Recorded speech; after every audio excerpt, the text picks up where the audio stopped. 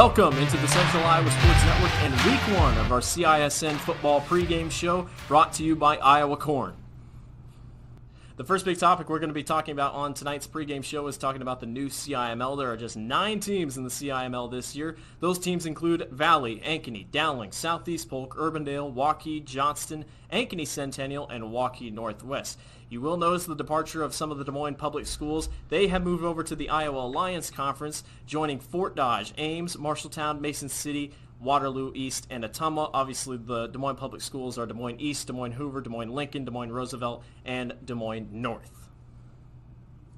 Next up on the docket here is the new Class 5A Power Rankings, preseason rankings, coming out of the Des Moines Register. Taking a look at your polls on the screen now. Ankeny currently sits the number 1 team. J.J. Cole and company, all bringing back a lot of talent. They brought in a couple transfers as well, including Jamison Patton from Des Moines Roosevelt. Ankeny is the new number 1 team in Class 5A to start. Defending champions Southeast Polk lose a lot on offense, but do return Caden Proctor and a really talented defense. They sit number 2.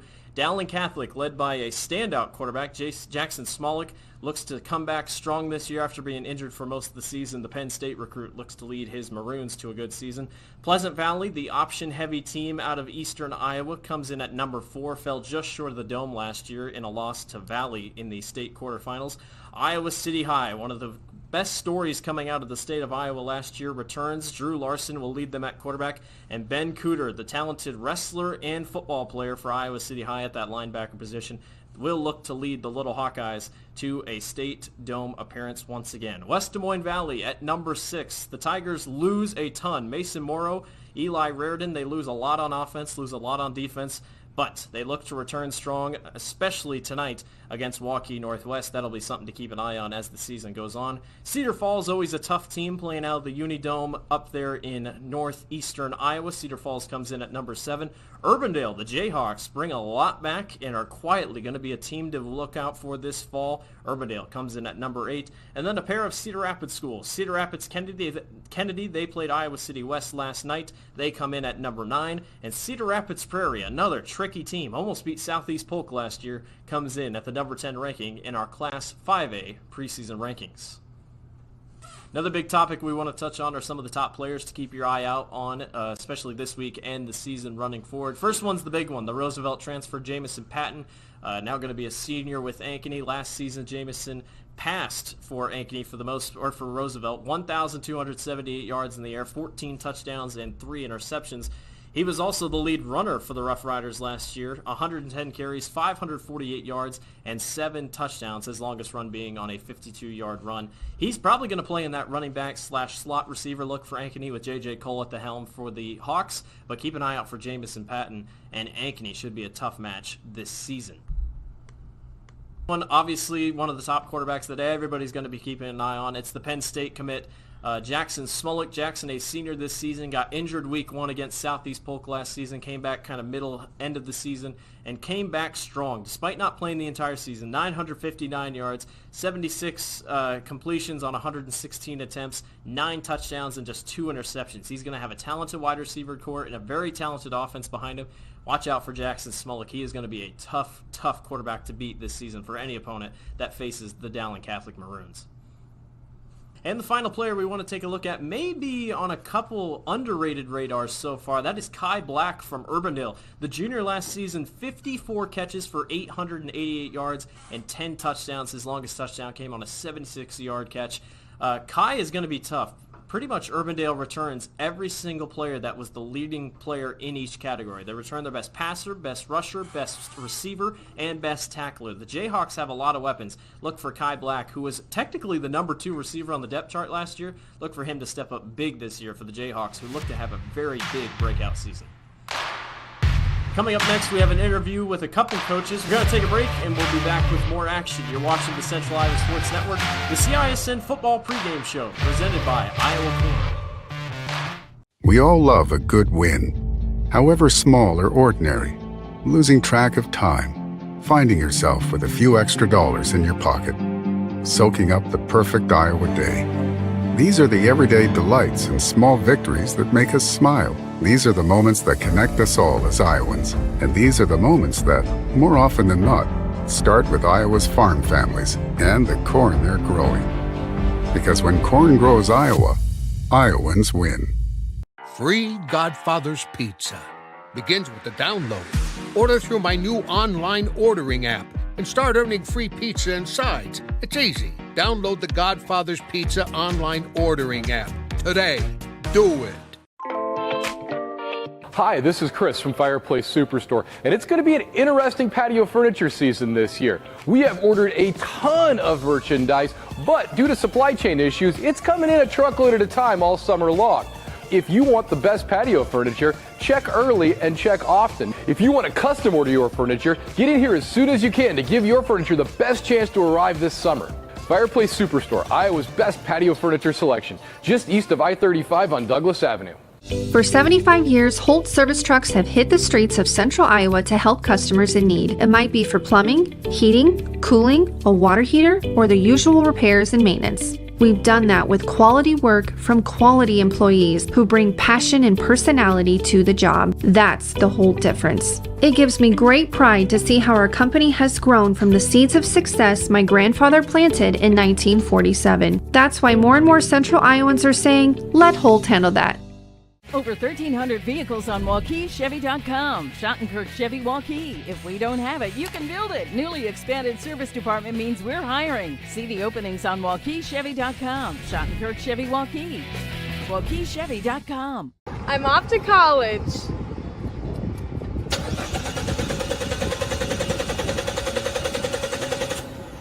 Oh, rats! Hi, Joe the Car Guy with a reminder. Before you send your kids off to school, set up an appointment with Westside Auto.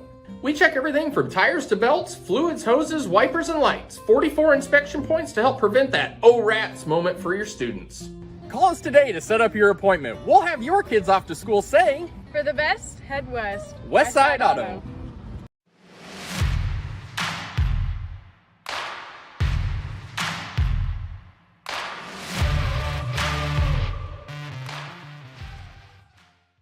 Welcome back to the Central Iowa Sports Network here on the CISN Football Pregame Show brought to you by Iowa Corn. I'm Blake Walker.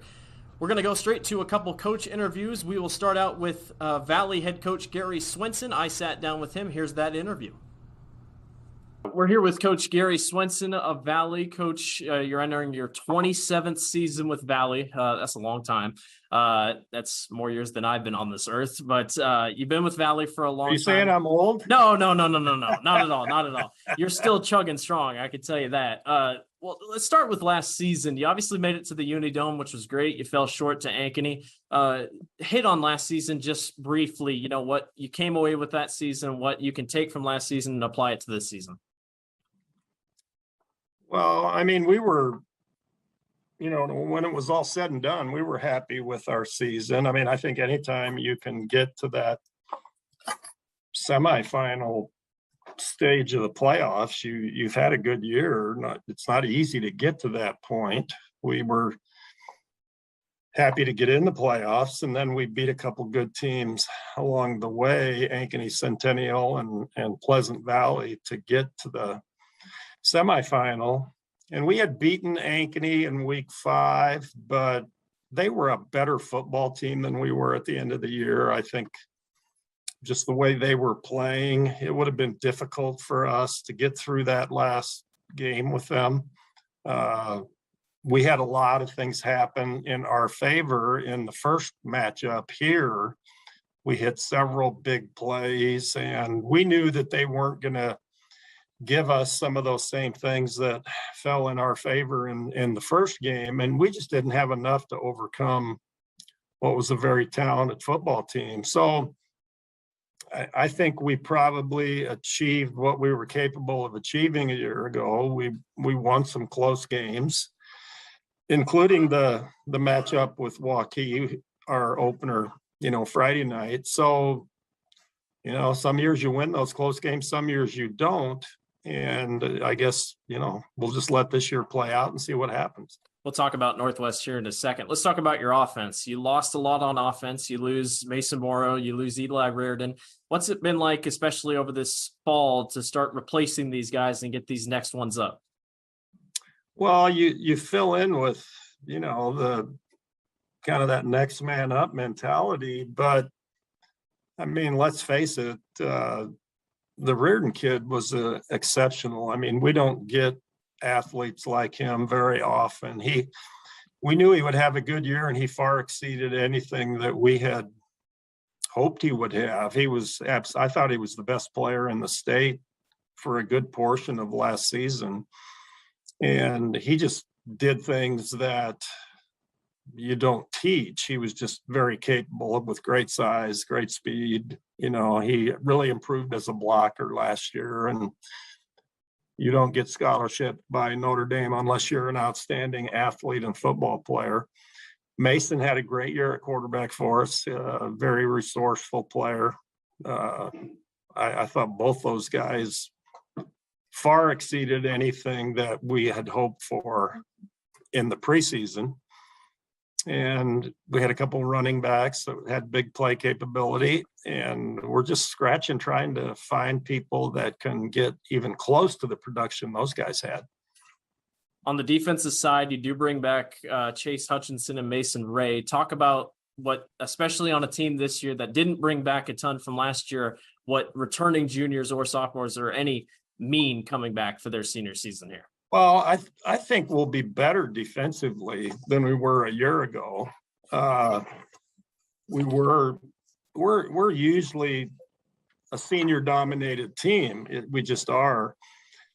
But I think the replacements for us defensively are very capable. I think especially early in the season, we're going to be a much stronger defensive team than we will be on the offensive side of the ball. Whether that's strong enough and good enough to keep us in games with some of the people we have to play, that'll be the challenge. Yeah, you guys have a tough schedule. It was tough last year. It's tough this year since it's the same schedule. Let's talk about Waukee Northwest. Last year, an incredible game, double overtime, 42-41. What happens this time around, or what are you guys expecting for the game on Friday here? You know, Waukee Northwest lost a lot as well. What do you expect out of tonight's game? We're not sure. I mean, that's just the fact. Your first game when you haven't seen anybody play, because we don't have spring football and we didn't run across them in the summer at any kind of a camp or 7-on-7 workout, we're not really sure what we're going to get. And I'm sure they're probably saying the same thing about us. This first game, you just got to go into it ready for almost anything, and then try and make the most of whatever opportunities come your way. Last year, we fell behind early. It didn't look real good at halftime, but then we hit a couple big plays in the second half, and we got a little bit of momentum. But we struggled defensively in that game, and we struggled all year. We had to outscore people a year ago, and we had the weapons that could do that. That is not the way we like to play football. So I'm hoping that, we can settle in on some type of complementary football between our offense and defense that will give us a chance to win. We just don't know in what format that winning is going to have to take place. So you talk about defense obviously being a big goal this season. As we hit week 1, everybody expects a championship, and especially with a high-level program like you have, championships are expected. Do you have smaller goals that you have set for this team, or what do you expect the most out of this team? Well, I just think that we improve and get better. We've got a long way to go, but it is just week 1. We were in the same boat a year ago saying these same things, that we didn't know what to expect. And like you said, there's a lot of good teams out there. I mean, really high level teams, and we play all of them. So it's not that things get any easier as we go through our schedule, but we just got to try to keep from worrying about who's next week and try to take care of what's right in front of us, which we think it'll be, at best, we feel like we're going to be in another very close game. And in those kind of games, if you don't have people that create big plays for you, or if you can't avoid self-destructing with your own mistakes, you're probably not going to be successful. Yeah. Well, we look forward to watching your team all season long. We look forward to our game, or your game here against Waukee Northwest. Coach, thanks for your time and good luck this season. Thank you. Once again, I want to thank Coach Swenson for his time and his interview. We'll send it over to his opponent on the other sideline. We're going to send it down to Corey Kapatich with Waukee Northwest. Dar completed that interview. Joining us now is Waukee Northwest head coach Corey Kapatich. And, well, just a quick recap. You guys got the season off going last year, a real close overtime loss, and you lost your first three. But then you got things going in the middle of the season, kept getting better and improving, and got into the playoffs. And now here we sit, and it's season number 2 ready to go. Does this feel a little bit different than it was, with all those first things you had to talk about last year? Yeah, I think it feels a little bit different. I mean, last year I think there was just so much more unknown, and obviously just everything that went into starting a brand new program, and just from having the basic needs on a day-to-day basis. So yeah, I mean, I think we feel in a much better place this year after having one season under our belt. Well, regardless of what season you're in, you have every year you lose seniors who graduate, and you have to fill those in. I know you lost some key ones on offense, some on defense too, but you have a lot of young guys to step up and fill in this year, don't you? Yeah, I mean, going into last year, I think we only had 3 kids that played really any varsity football. This year, we have, I think, close to 16 guys that started at least a game last year. So we have a lot more experience. But yeah, we obviously have to fill in some big holes from some of our seniors that left last year as well. So what are some of the key areas you've been working on here in the preseason? Well, obviously, we'll have a new quarterback. That's a big one. Game one, making sure our quarterback's ready to go. And then, it's always about controlling the line of scrimmage. So we lost a couple of good D linemen last year. And so it's developing our lines and getting those guys up to speed. And how's everything gone thus far? It's gone good. I mean, we had a really good off season. Kids were really committed to the weight room, getting bigger, faster, stronger. We saw some incredible gains out of a lot of our kids. We had a really good summer. I think we had a good camp, a good preseason, and now, hopefully we end with a good week of practice as we head into Play Valley. Yeah, and probably the way that season developed is, you always talk as a coach, we want to get better each week, and you had some losses there start, but then you started winning and you started seeing that, and I imagine they buy into it, and then that carries over to this year too, doesn't it? Yeah, that's the idea. And again, it's just, for us, it's all about taking it one game at a time and the type of team we want to be. And that's that we know if we play hard and we're tough and we play with great effort, we know we're going to be in good shape to win games. So that's really that was our focus last year. I think that really helped carry us through the year last year, and some, playing some really tough opponents and a tough schedule. I think if we have that same mindset this year, I think we'll be okay. Yeah, speaking of tough opponents and tough schedule, not many people would want to schedule Valley as the season opener, but did it last year and then gave them it was a great game, and you come back at it this year, and they're the opponent, and let's talk about them, and what do you see in them and your challenges? Well, again, it's a lot of unknown right now. I mean, we don't know exactly what they have. They obviously lost some good players last year, but they're Valley. I mean, Valley's been one of the top programs in the state for a very, very long time. So, Valley's always really well coached. They always have a lot of talent.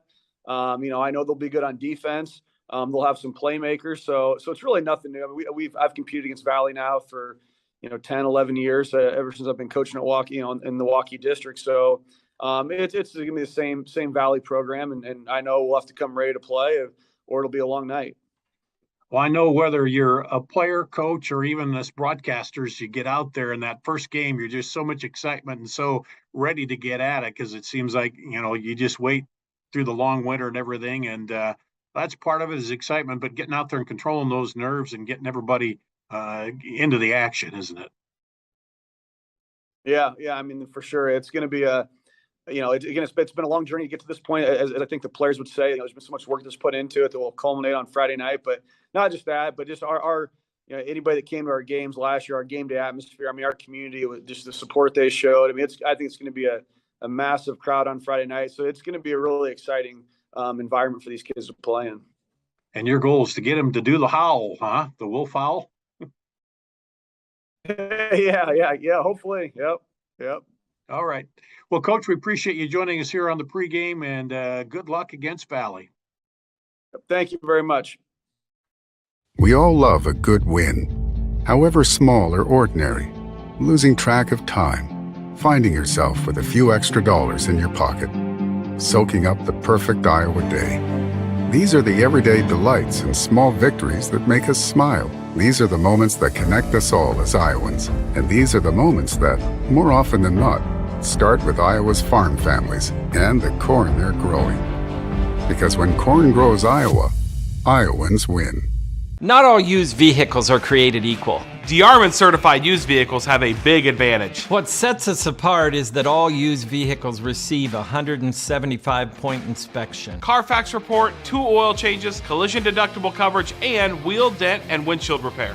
Also, all DeArmond certified come with 2 warranties. A 1-year 12,000-mile bumper-to-bumper and a 2-year 100,000-mile powertrain. DeArmond Ford Indianola, DeArmond Automotive Knoxville, DeArmondAuto.com. Do you know what the best part about being a dog is? You can hear disaster before it even happens. You know what they say about disaster?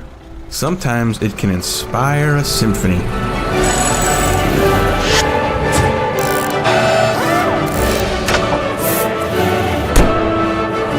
An honest day's work deserves an honest day's treat. No extra charge. And that is why we choose Honest Wrenches.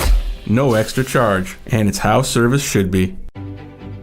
We are so much more than an energy company. We are connectors, community protectors, and clean energy leaders. We are job creators, friends and neighbors, stewards of your dollars and savings. Yes, we are so much more. We are the energy behind your everyday. And we are obsessively, relentlessly at your service.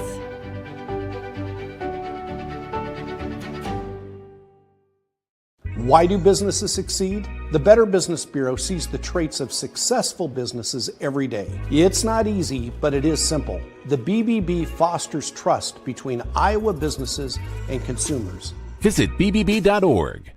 Free Godfather's Pizza begins with the download. Order through my new online ordering app and start earning free pizza and sides. It's easy. Download the Godfather's Pizza online ordering app today. Do it.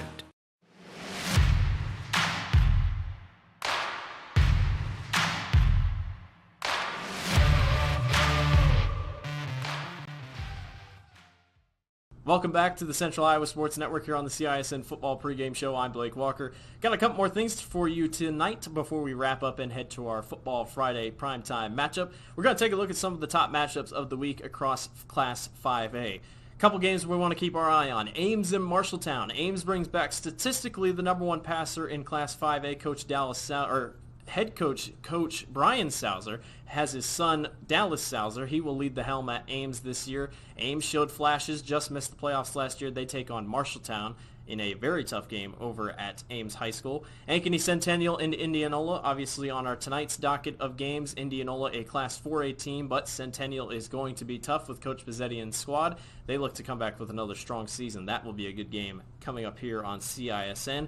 Waukee Northwest takes on Valley. The thrilling double overtime game last season, 42-41. Waukee Northwest will get their rematch, this time on their own home turf. We'll see who can come away with that victory in Week 1.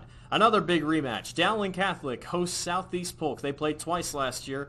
Southeast Polk won on a Xavier Wonkwa Hail Mary grab to win 13-7 and then beat Dowling Catholic to get to the state tournament at the Unidome 38-28 at the end of the playoff season. Ankeny starts their season off against Waukee. Ankeny looks very strong this year. Waukee looking to build upon last season. Should be a good game over there at Waukee Stadium. And then out on the eastern side of Iowa, Iowa City High takes on Iowa City Liberty. On paper, it's not going to be a fantastic game statistically, but for the first time since 1972, Kinnick Stadium will host an Iowa high school football game. That'll be taking place over on the eastern side of the state. Should be fun to keep up with that one as well. A couple of other big games. Pleasant Valley takes on Prairie. That's a top 10 matchup between number 10 Prairie and number 4 Pleasant Valley. Expect a lot of running in that game. And then Cedar Falls takes on Johnston at the Unidome. That as well should be another good game to keep an eye on tonight across the CIML and eastern and western parts of the state of Iowa. Wrap it up for us here on the Central Iowa Sports Network here for the CISN Football Pregame Show. I'm Blake Walker. Thanks for watching. We're going to send it out to Waukee Northwest for tonight's game between the Valley Tigers and the Waukee Northwest Wolves. Tyler French and company have the game. Tyler, we're sending it to you.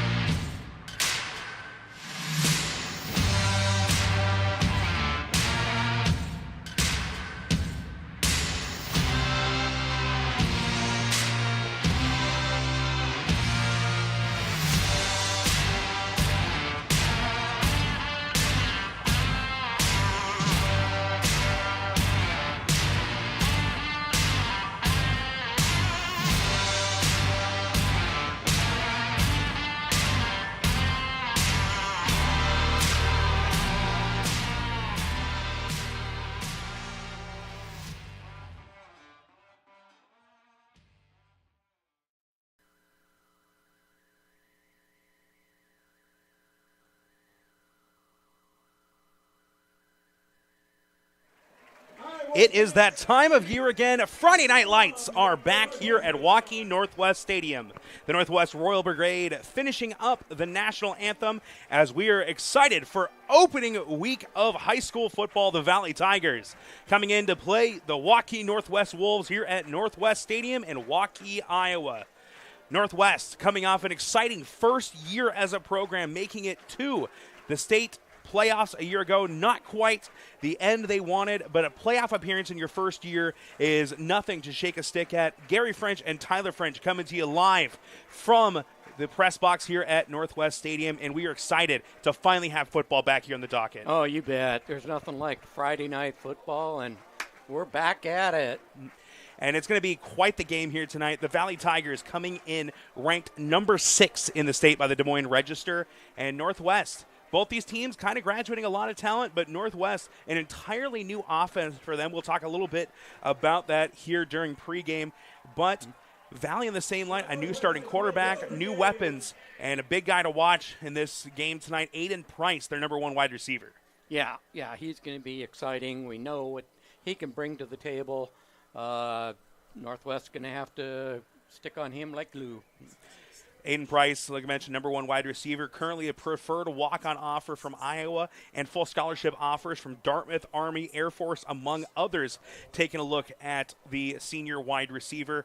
Some big question marks for both these teams. Valley coming in, like I mentioned, a top 10 team, but they're not without questions leading into this year, namely, who will replace Eli Raridan in the passing attack? The former Tiger tight end, now with the Notre Dame Fighting Irish, led the team in yards and touchdowns a year ago, and a lot of eyes are going to be on Aiden Price to try and fill that role. Oh, sure. But, you got to look at that when it comes to high school football, both schools graduate a lot of seniors. And so they're both up against the same thing, is who do you have that can step into the roles? And that's kind of goes hand in hand with the second big question for Valley, a team that ran the ball very efficiently last year. 2 guys over 800 yards a season ago, but can they stand up and be just as dominant? Both those guys graduating from last year's team, as well as graduating quarterback Mason Morrow, who was third on the team in rushing touchdowns a year ago as well. There's a lot of question marks in this rushing attack. Can someone step up and replace the production that led this team last season? Yeah, and really it starts with your quarterback and your running back and your receivers. What kind of offense can you run? You might have ran it last year, but maybe the quarterback's going to be a thrower this year. So it depends what combo they got and how the coaches can adapt to the new year. Expected new starting quarterback today for the Valley Tigers, number 10, Michael Provenza. We might see a little bit of Quentin Loeb, too, as both teams may have a little bit of quarterback questions coming in. It'll be Sam Johnson under center for Northwest, replacing the graduated Carson Rankin, the team's leading rusher, and obviously team's leading passer from last year. Their questions goes hand in hand. Who can step up in this entirely new offense? Rankin is gone. Hayden Huntley is gone. Tanner Spikesma is gone. Jaden Ingstrom is gone. There's a lot of talent that is still on this team, but a lot of holes to fill of someone stepping in to new cleats and into a new spot. And then also on the defensive side of the ball, who's going to lead this young secondary? They lost a lot of players on the defensive side of the ball as well. 6 of the 8 players with an interception a year ago graduating from last year's team. And Aiden Price going to serve as a tough matchup in week 1 for this young secondary. Yep, and the first person comes to mind is you lost Ben Ryland. And, he could plug up the middle, create a lot of havoc out there. And now, who's going to step in his shoes? It is the start of a new season, and we'll see how good the coaches line them up and who's got the talent. And like I mentioned before, a quarterback battle potentially brewing on both sides tonight. Sure. It looks like, as of right now, Provenza going to get that nod tonight. If he plays poorly at all, will we see any of Quentin Loeb? And the same can be said on the other side. Sam Johnson, the starting quarterback for the Northwest Wolves, entering into tonight's game as they open up here at home against the visiting Tigers. But we did see a lot of Wyatt Christensen as that backup QB last year behind Rankin. Will we see any of him tonight as well? And both teams represented well in the stands, walking into the stadium just over an hour ago, and there was a huge line of Valley students waiting to get in before the gates open. Oh, you bet. And they're still cars are still flowing into the parking lot. This is a big matchup, and everyone knows it, and they want to be here for it. A season ago, a very hard-fought game in what was Northwest's first game in program history, a 42-41 loss in double overtime that saw them come up just short against a ranked Tigers team. Yeah, and you bet everyone's hoping for that kind of matchup tonight. That was huge. Unfortunately, it didn't go the Wolves' way, but they're ready to show the Tigers that they can play football. And also you're stepping away from that first year thing of, who gets the first down and who's going to get the first touchdown. Now they're an established program. Let's just get into the rivalry. Mentioned before, 5-4 last season, making an appearance in the state playoffs as a state participant here. And we're excited for the second year under Coach Kopatich and hoping for big things for Northwest. And Coach Swenson on the other side, he's been doing this a long time for the Valley Tigers, entering year number 27 at the helm of the Tiger program. They come in ranked just outside the top 5, and Northwest is going to have a tough couple matchups to open up the season here at home against Valley, obviously, tonight, and they'll be back at home next Friday taking on the Dowling Catholic Maroons, but a lot of time between now and then, and they're hoping to put their foot down and defend home field as they're getting ready to enter on into the stadium here tonight. Yep, the crowd is on their feet. They're ready for it. It's exciting. It's going to be the rivalry. And, Valley, anyone who plays Valley in the Metro is a rival. Everyone wants to beat Valley. Now Northwest wants to say, hey, you got lucky last year. We're going to show you what we can do this year. As the team enters into the stadium, led by the Husky mascot for the Northwest Wolves, the baby powder, entering the air from the student section. Oh my. The LeBron entrance to get things started here tonight. And big changes in the CIML this year as well. You heard a little bit during the pregame as the Iowa Alliance Conference, the first year, is here come the Northwest Wolves, led by senior defensive lineman Eli Moses, who's going to be one of the biggest parts of this team this year. We'll get into a little bit more in-depth talk here for him in a minute. But the Iowa Alliance Conference, teams like Roosevelt, East, Des Moines Lincoln, Ames, leaving the CIML to more of the suburb schools, forming their own conference. So a lot of big changes as we get into a new year of high school football here in the Des Moines area. Yeah, I forgot that change came into play, and that is big because now you're going to take your core CIML teams and make them play each other and let the other teams get a break from getting, I'm sorry to say it, beat up, and let these metro schools really go after each other. Mm-hmm. So looking at keys to the game for both teams, we've talked about the question marks for both. How can they answer those questions entering tonight's game? As it is week 1, it'll be Johnson, number 4, number 77, Cale Winter. Great to see him back from the blood clot in his leg a year ago. Yeah. Made his return during wrestling season, the state participant in wrestling a year ago. And then also number 34, I've already mentioned him, Eli Moses. And on the other side, for Valley, the keys to this game, you got to find a way to get Price the ball. He's going to be a huge playmaker for your offense. And against a secondary that has a lot of questions on him, and it looks like Valley will receive the opening kickoff.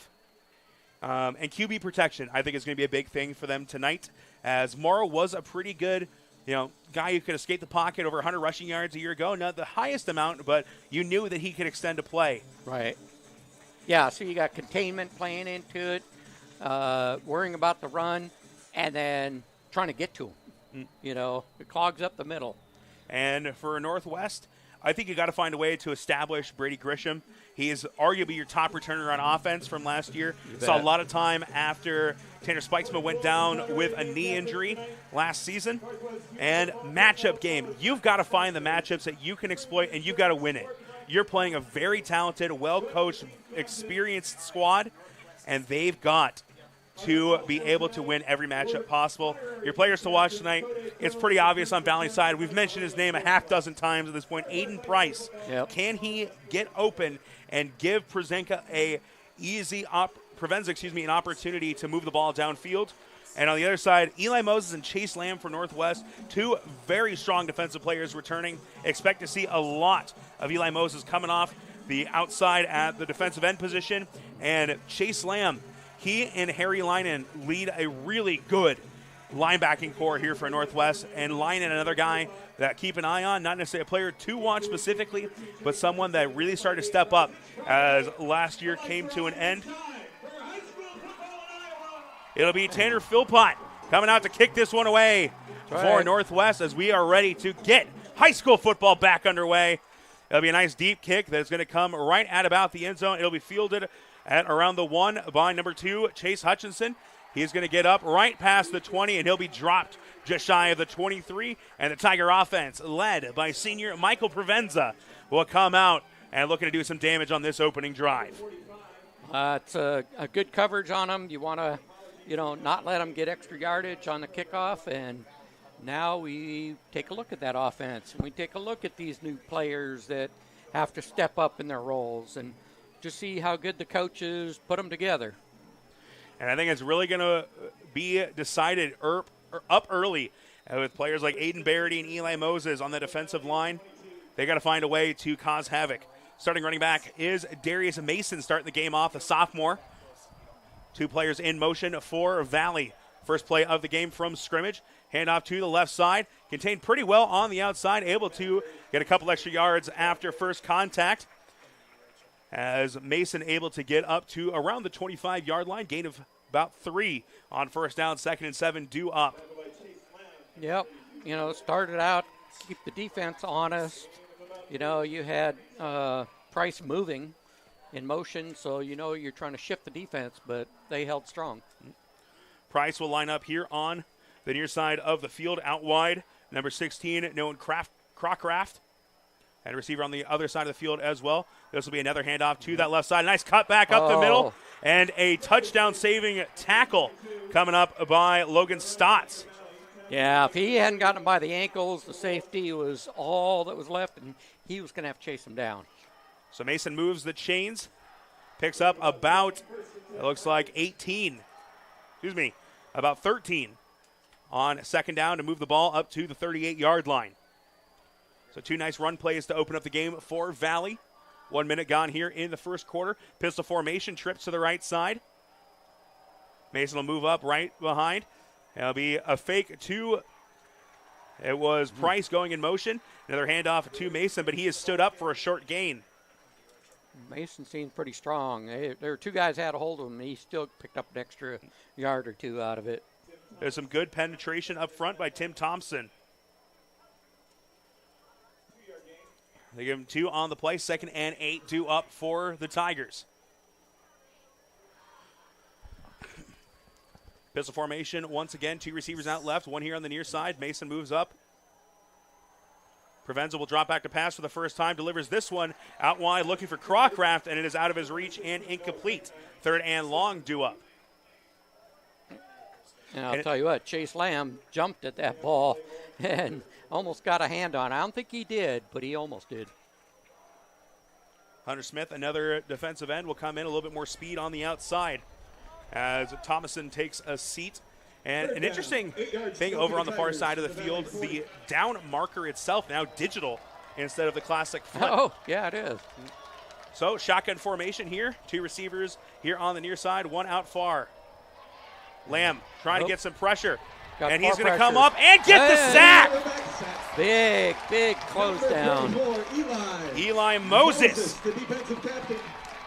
comes up and gets the sack. And that is going to be... Yeah, kind of a pressure and coverage sack because he couldn't get rid of it. So that'll bring the punt team out with number 14, Dawson Stein, going back to punt this one away. Yeah, you like to see it when you've got 2 guys in the backfield that are closing on the quarterback.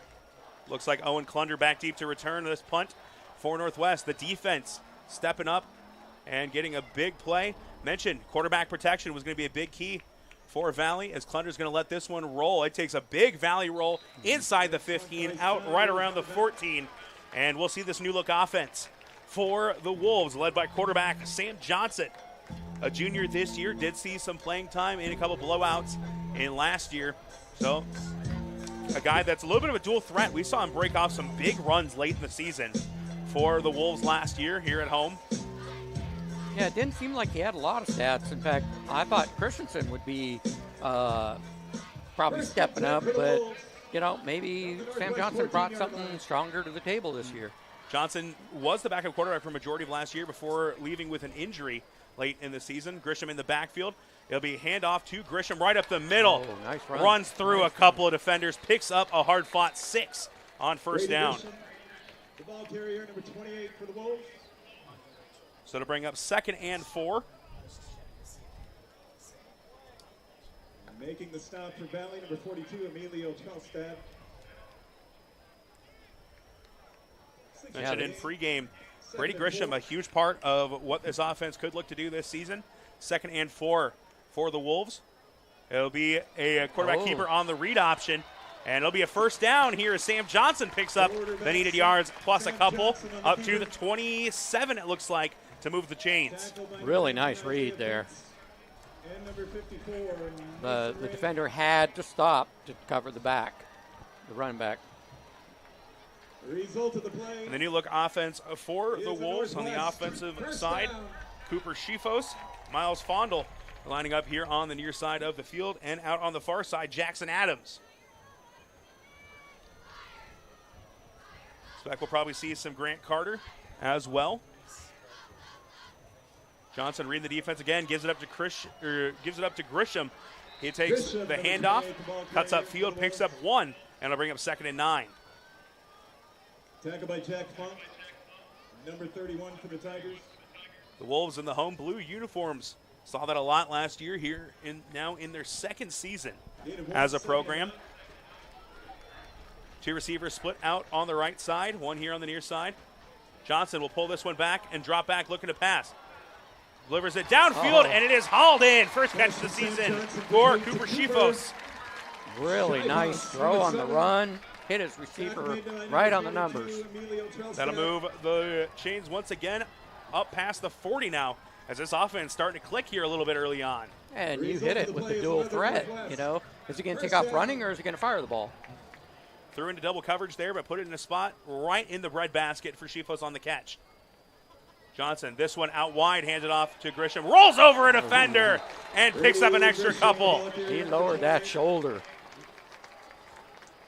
By Isaiah Pinks, number 19. They'll officially mark it just for a gain of 4. Looked like he was going to get a couple more yards downfield, but may have been marked out. So 2nd and 6 due up as they are approaching midfield as we're getting close to the halfway point of this first quarter. 2nd and 6. Yeah, I think they found a good back in Grisham. Will Retz lined up at the tight end spot. He'll come to the left side of the line this time. 2 receivers out on the right side. As Fondle here on the near side. Hand off to Grisham. He is met in the backfield and dropped. Tristan Irvin on the stop there. He got into the backfield, which is big, and then he just dropped him right there. Big play. No one able to pick up the blitz, and Irvin drops him for a loss of 1. 3rd and 7 as the Tigers trying to end this drive before they get into Tiger territory. Brett's on the right side of the formation, this time shotgun for the Wolves. They'll send Shifos in motion. He'll line up in the slot. Johnson will roll out to the right side. Looking downfield. Has a wide open receiver. Can't connect with Jackson Adams. Overthrew him a little as bit. the defense lost Adams behind them. And that'll probably bring the punt team out. An unfortunate turn of events there, as that could have been a potential touchdown. But the pass just a little bit out of the reach of Jackson Adams. You know, I believe Johnson maybe should have stopped. The receiver is open enough. I think he could have stopped and made the throw. That throw on the run carries a little extra momentum. That's all right. He's learning. They'll bring Philpott out to punt this one away. The lefty A beautiful high arcing overhead. punt. And it's going to bounce. And I think it's going to be a touchback. No, they are going to call it. Right at the one, they were able to save it. Wow, I don't know how they did it. It's not even at the one. That thing is hanging on the goal line. Great hustle by Owen Klunder and Brady Grisham to keep that out of the end zone. Nice save. And the nice thing about high school football is that even if a player's body goes into the end zone, the ball has to cross the line. That's true. It is at a little the different rule. half-yard marker. That's huge. So let's see if this defense can blow some up in the backfield and possibly put 2 points on the board here early. Hunter Smith in to start this one at the defensive end spot. It'll be a quarterback sneak right up the middle. Nothing more than to get them a little bit of cushion. Well, the big thing here is that even if you don't put a drive together, you just got to try and get maybe a single first down to get this out of the shadow of your own end zone. Yeah. The quarterback sneak picks up about 2 yards. And you don't want to hand it off to your running back in the end zone. Gain of 2, it'll be second. Now they can play. I'm calling run and play. It's going to be another quarterback sneak as Provenza trying to get a little bit more penetration up front. But the offensive line got pushed back on that play, and he maybe got half a yard. Yeah, kind of played pinball there. He got bounced off a couple defenders and dropped. Over the halfway point here in the first quarter of action, still scoreless as the Northwest defense looking for a big play here to try and put their offense in good position. And we'll see if they do have Provenza try and drop back. 2 passing downs on the first drive, an incomplete pass and a sack. Oh, defense been pretty strong.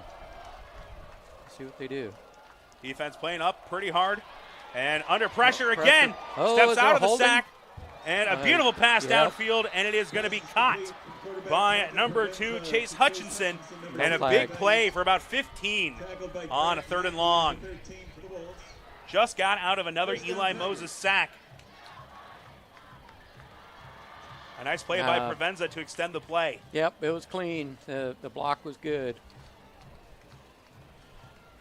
Takes the wind out of the sails a little bit for the defense as they give up the big conversion on 3rd, but still a long way to go downfield. You bet. They're still sitting, inside the red zone, so that's, wow, on the other end of the field. But play action pass, this one delivered out, and it'll be caught, and it'll be a gain of about 2, I think, on the play. Catch made by Bryce Anderson, the new tight end, replacing Eli Raridan. Anderson, a senior this year. They give him about 2 or 3, and it'll bring up 2nd and long after the completed pass. We saw a lot of Darius Mason on the first drive, a couple big runs for him. Has not touched the ball so far on this one, but did have the play action pass. Served as the diversion on the last play. They'll split 3 out here on the right side, shotgun formation. As Mason shifts from left to right side. And it looks like it'll be a quarterback keeper trying to run to the outside. And popped at the 22-yard line. The helmet goes flying. Provenza took the shoulder in the chest. I don't know who got hurt more, the defender or the quarterback. That was a hard hit. As it looked like it was number 21, Aiden Gufka, coming up to put the hit on. Slow to get up on the far side of the field. But someone playing Madden used the hit stick on that play. Wow. It'll bring up 3rd and long on the next play. A short injury timeout here on the field. We'll take a short break and be right back here with Valley and Northwest football. You're watching Central Iowa Sports Network. 1,300 vehicles on WaukeeChevy.com. Schottenkirk Chevy Waukee. If we don't have it, you can build it. Newly expanded service department means we're hiring. See the openings on WaukeeChevy.com. Schottenkirk Chevy Waukee. WaukeeChevy.com. I'm off to college.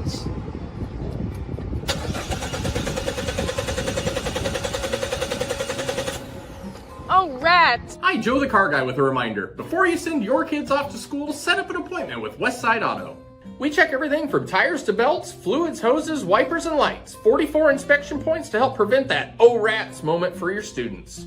Call us today to set up your appointment. We'll have your kids off to school saying, For the best, head west. Westside Auto. Free Godfather's Pizza begins with the download. Order through my new online ordering app and start earning free pizza and sides. It's easy. Download the Godfather's Pizza online ordering app today. Do it. We're back here as Jed Loeb actually has to come out as Provenza forced to leave the field. This pass is going to fall incomplete. The intended receiver is Crawcraft. Now that turned out to be huge because of the helmet coming off and Provenza having to go off the field for a play. You put a cold quarterback in and he's short through it. And Quentin Loeb unable to complete the pass. So Clunder will go back to return this punt opportunity with Dawson Stein back in to punt it away for the Tigers. The punt block formation looks like out there defensively. A lot of people around that line looking to come in hard. And it was Moses trying to get back there again. This one will take another Tiger bounce. And Clunder actually comes in. I think he thought that he had to jump on the ball and ends up actually costing about 5 yards. But it looks like they will actually mark it up to where it was first touched. Yeah, again, I don't know the high school rules clearly, but usually it's if the defender or the kicking team touches the ball, it's technically dead, but the receiving team can pick it up and run it. But they'll mark it where he touched it and it's dead there. So it'll be 1st and 10 from the 33-yard line. The offense had a couple things starting to click before having to settle for a punt on a deep incomplete pass intended for Adams.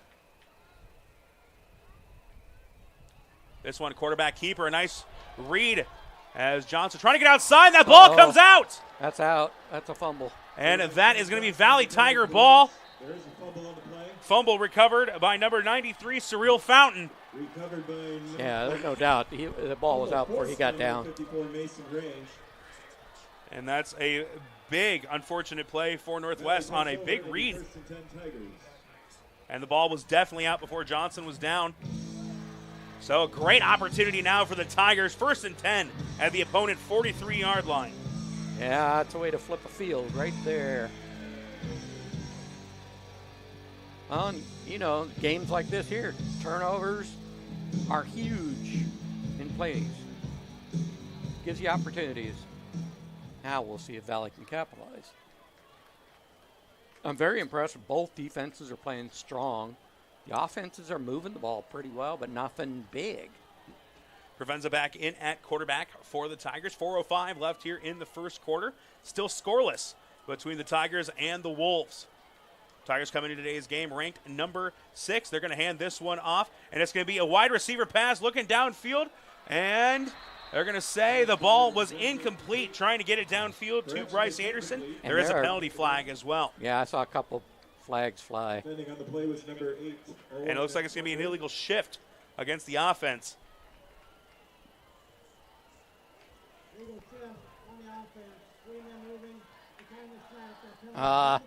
The running back popped up as Price was coming across. A nice piece of trickery here on 1st down, and the penalty is actually going to be declined. And not a bad idea. Force them to work the extra down. And, you know, you get to this point of the field, you don't want to give them an extra down. No. Take the down versus yards. Yards aren't a big deal. This one is going to be handed off again by Price. Steps out of a tackle and is going to be dropped. It'll bring up 3rd and short after a gain of about 8 or 9 on the run by Price. Price, a dual threat wide receiver a season ago, who was one of the top rushers on the team. Now I wonder how many defenders kind of paused to wonder if he's going to throw it again. Stepped out of the tackle of Owen Clunder, one of the top returning defensive backs for Northwest. Probably the most experienced of the starting 4. As we've yet to see Jed Barth return. He was the player that took a little bit of a stinger and that hit against Provenza on the last drive. They'll fake this handoff, and They're going to be dropped in the backfield. Great penetration up front. Up front was number 45, and that was Adam Gardner getting in there first, and Eli Moses cleaned up the play. Loss of 4, 4th down. And there you go. There's that extra play that they didn't get. And that is going to bring the punt team out. Interesting decision, as they're going to look to try and pin them deep. Number 14 in punt formation for the Tigers. Do a nice little pooch punt and try to, hey, if they can run up on it and return it or get it down. Well, little pooch. Punt Gonna away. carry, though. Yep, and that is going to land in the end zone for a touchback. Punt goes into the end zone for a touchback. So the penetration up front by Adam Gardner and a loss of 4 on 3rd down. Costs the Tigers a chance to try and put points on the board after the turnover. And Sam Johnson will lead the Wolves offense back out there fresh off of the fumble. And will try to bounce back for a better drive this time. He'll shake it off, and now he'll want to make something big happen. Will Koenig will be in for a little bit of extra blocking on this play, lined up on the left side of that line. He and Rhett seeing a lot of time at that halfback and tight end spot.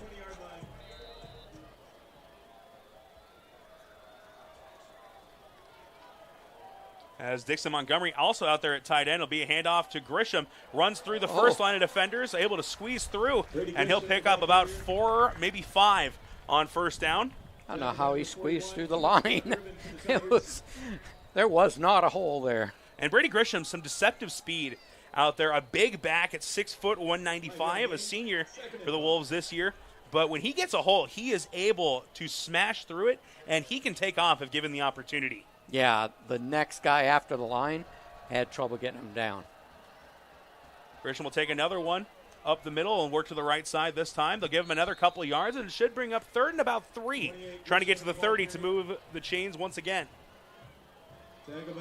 As Northwest trying to avoid the 3 and out. They've gotten at least 1 first down on their first drive, but ended up coughing up on the fumble last time with the ball. 3rd and 3. Retz and Shifos will come into the game. Shifos with the lone catch for the Wolves so far on a beautiful pass from Johnson. And Johnson has shown some strong play here at quarterback so far. Even with the fumble, he had played a nice run and has read the defense pretty well. Delivers this one over, and is tipped and will fall incomplete. Fondle, the intended receiver. Yeah, it's too bad. He had a great play there, and the receiver was open. And it looks like the punt team will come back out for Northwest as it is 4th and 3 from their own 27. A defensive battle as we're getting to the late stages here in the first quarter. 1:21 left on the clock.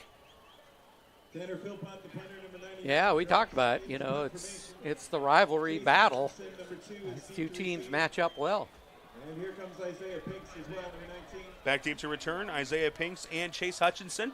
It was a beautiful punt from Phil Pont his last time out as he pinned them at the half-yard line. This one going to take another nice Northwest bounce and going to keep rolling inside the 20.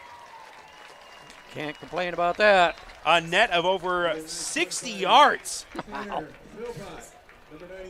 Well, if he was in the NFL, he'd get drug tested tomorrow. And I think it goes as about a net of actually about 56. Going down to around the 17-yard line is where the Tigers will come back out on offense. That's big. You know, you need a good kick like that to flip that field. You don't want to give them good field position in a situation like this here. Make them run the whole field. And we thank you. Offense takes over with 1:09 left in the first quarter. Still a scoreless game as the Wolves holding strong with the number 6 team in the state entering week 1 of the high school season. Late substitution running onto the field as Sam Smeens able to get out there at the wide receiver spot on the far side. Provenza with Mason to his left. Mason will get the ball here. Met in the backfield. Gets out of the first tackle, but is met by Chase Lamb, and Lamb able to hold him up just enough that the rest of the defense recovers and drops him for a gain of just 1. Again, great job by the defense. You know, you hold them up, stop that momentum, and wait for help. And we might get about one more play potentially here in the first quarter as About a 20-second difference between the play and game clock. 2nd and 9 coming up for the Tiger offense. Hutchinson, Craycraft, and Price split out trips on the left side.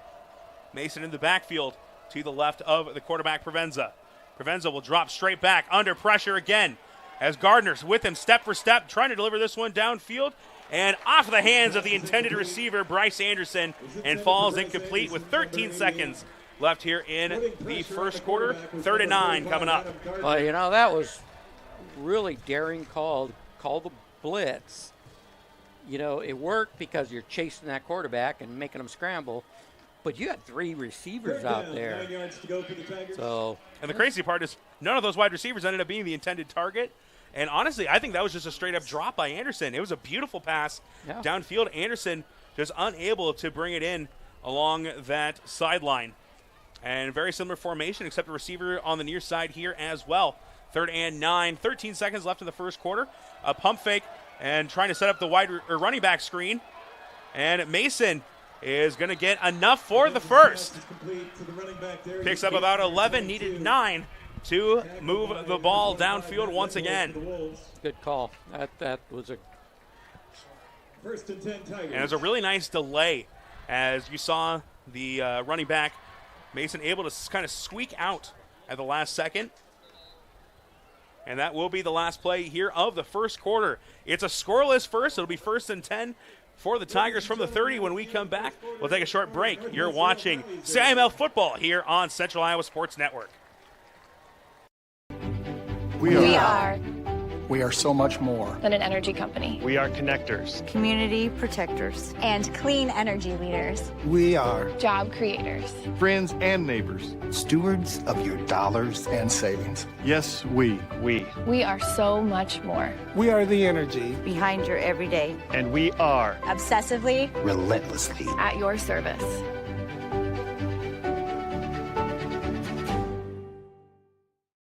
For 75 years, Holt service trucks have hit the streets of central Iowa to help customers in need. It might be for plumbing, heating, cooling, a water heater, or the usual repairs and maintenance. We've done that with quality work from quality employees who bring passion and personality to the job. That's the Holt difference. It gives me great pride to see how our company has grown from the seeds of success my grandfather planted in 1947. That's why more and more central Iowans are saying, let Holt handle that. 1 quarter down, 3 to go here at Northwest Stadium as the Tigers have been surprised a little bit so far. This Northwest defense has been shutting them down, but a beautiful play on the running back screen on 3rd and long to move the chains and get another set of downs as Provenza and the offense come back out. 1st and 10 at their own 30-yard line. We have a new running back on the field as well, number 28, Damon Head, it appears, lined up to the left. Provenza. It'll be a flip out to him as Moses trying to give chase and coming up and making a great stop. Logan Stotts able to get close on him. And I'm not going to lie, I don't know if we're going to see Jed Barth back in this game as he's been getting looked at on the sideline, now just sitting on the trainer's table, pads off. So his night might be over after that big hit. I'd be surprised. So 2nd and 7. Provenza able to get up from that hit without much damage. Did lose the helmet. So lucky to not get any injury out of that one. Anderson and Price going in motion for the Tigers. Trips on the right side. They'll send Price back in motion. And a bad snap. And the running back Mason has to jump on top of it. And they're saying that ball may have come away from Mason. Yeah, I thought Mason had secured it, but the Northwest players were jumping on it like Harry Linen saying the team has it. Look, and it is Northwest football. The bad snap is recovered by Hunter Smith, and Northwest gets the turnover. That's a huge play. See, there's the turnovers. Yeah, maybe they just got a little too fancy. That is the first play, really, of the second quarter after the handoff.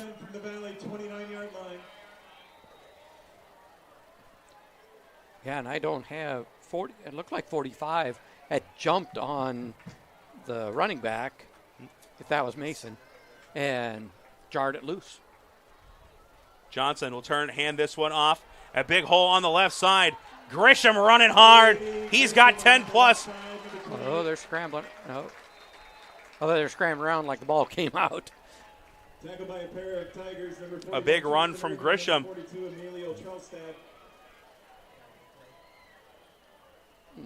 Yeah, when he gets ahead of steam going, he's got some speed. Yeah, the ref was looking like he was trying to grab at a flag or something. Yeah.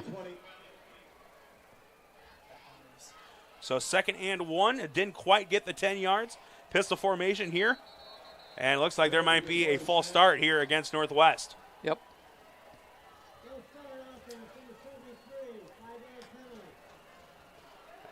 And that's rough, as you got a 2nd and 1 opportunity. That's a chance where you might be able to take a shot to the end zone. You bet.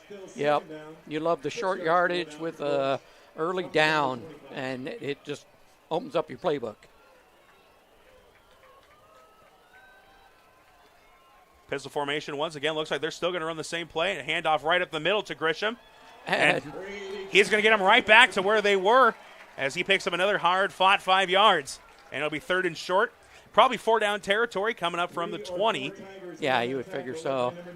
Unless they want to put the 3 up just to be safe. But, hey, let's wait for that. Hurry-up offense here as they're going to line up in the same formation. Yeah. Grisham lined up behind Johnson. Johnson coming up under center. Maybe a quarterback sneak here.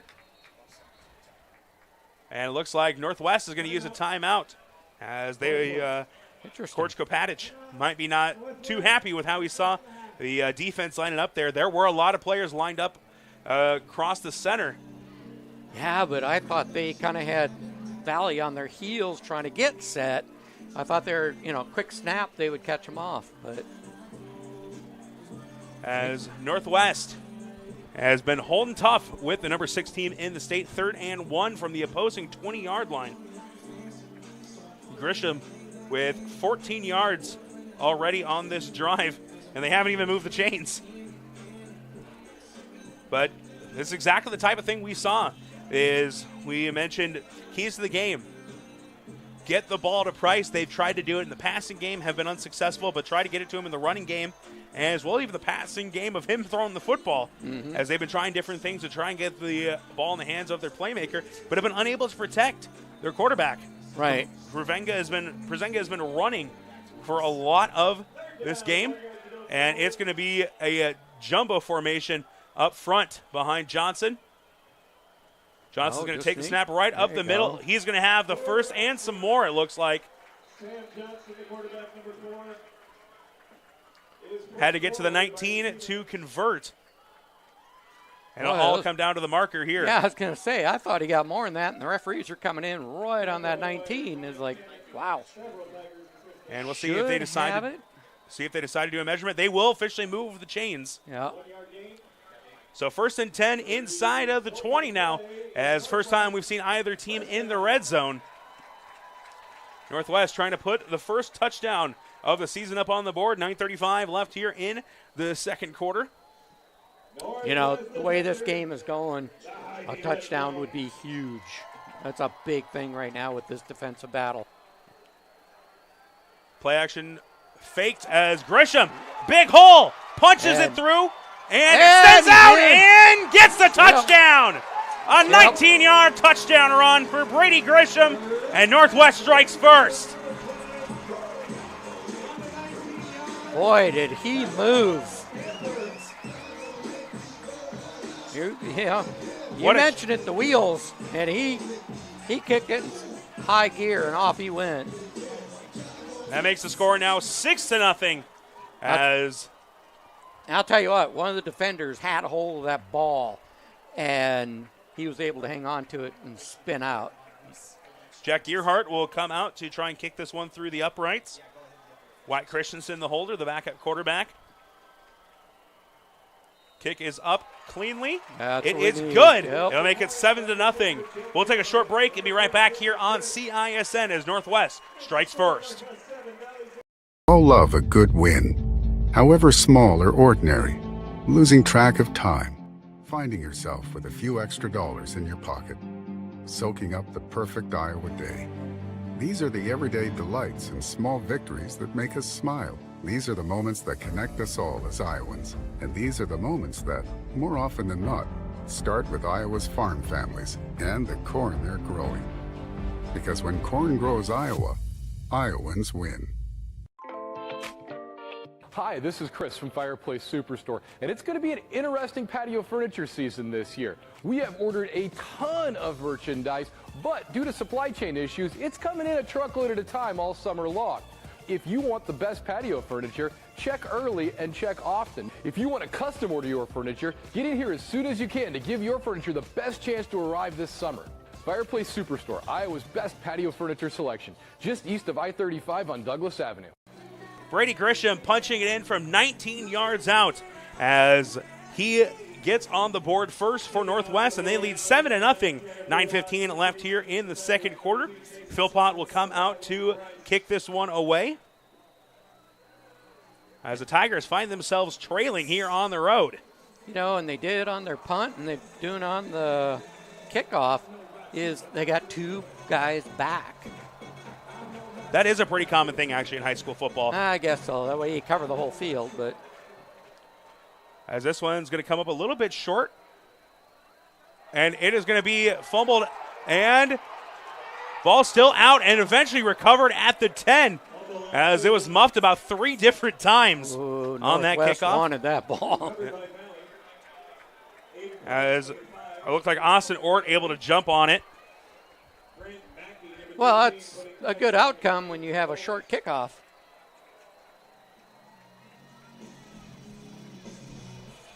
And actually, it looks like it actually was Aiden Price able to save that ball. Otherwise, Northwest would have had first and goal. Ball literally not bouncing Valley's way over the last couple of minutes. Yeah, right. So Provenza in the offense will come back out. A poor snap on the shotgun formation ended up in a turnover and a Northwest touchdown. Provenza will line up with Mason in the backfield, who will move up to his right. Price going in motion. They're going to hand it off to him. And Price looking for a hole.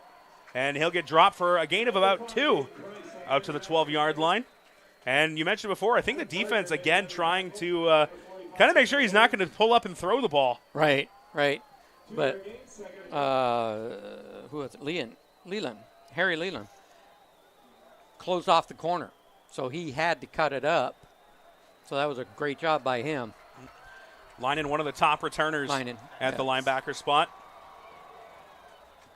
As Linen and Moses leading a really good defensive team so far in this game. And we've seen some great plays by Chase Lamb at the linebacker spot as well. Yeah, another fumble. The ball is out. It'll be picked up by Provenza, but it'll be a big loss. Back to the 6.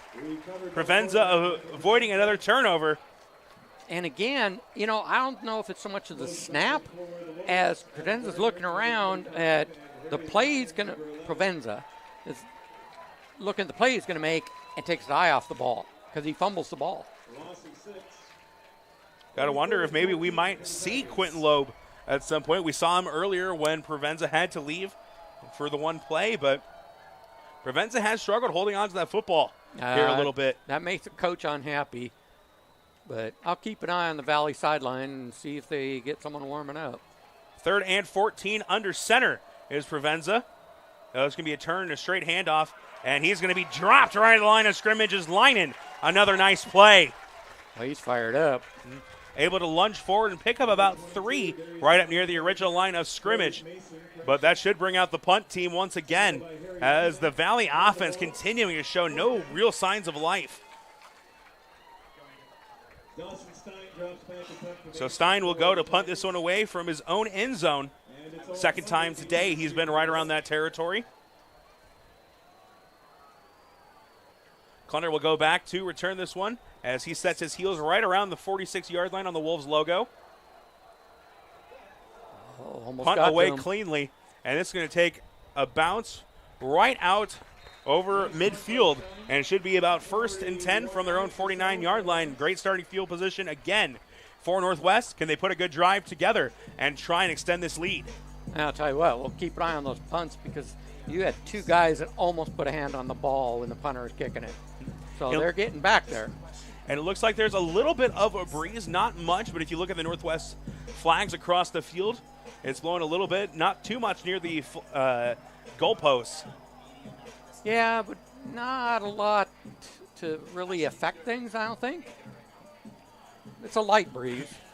If anything, it'll help cool the players down a little bit. Northwest leading 7-0 as they take over at their own 49-yard line, trying to turn this into a 2-score game. 2 receivers lined out on the left side. Grisham in the backfield once again. Turn, handoff to him. He'll try and bounce over to the left side. Step through a couple of tackles and picks up 4 yards. Brady Grisham has been hard to stop for this Northwest offense so far. Yeah, I think he picks up at least 2 yards after he's hit. Grant Carter will replace Jackson Adams on the field for this second down play. 2nd and 6 coming up from the 47.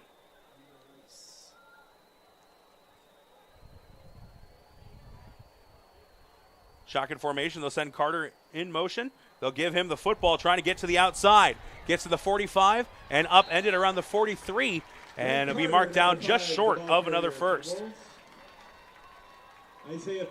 Give him about 3 or 4 on second down and 3rd and short due up. And I think most people in the stadium know who's probably going to get the football here on 3rd and half a yard. It'd be my call. Might even be about 3rd and about 6 inches. Oh, yeah. The far side referee marked it 2 yards back, and the near referee had it like barely a yard. I'd look for and that's got to be an offsides penalty here. Popping over and knocking over the center. As long as the center didn't move the ball or something silly, but. Well, defense backing up. It'll probably be an offsides and a free first down. Yep. I guess they knew they were guilty. Yeah, it's not much more obvious that you're offsides when you end up knocking over the center. I was just thinking that. The center, the player who is the least likely to move. Right. So now 1st and 10 from the 36.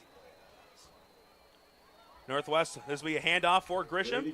He'll get about 3 yards this time as he's cut down a couple yards past the line of scrimmage. I like the way he runs.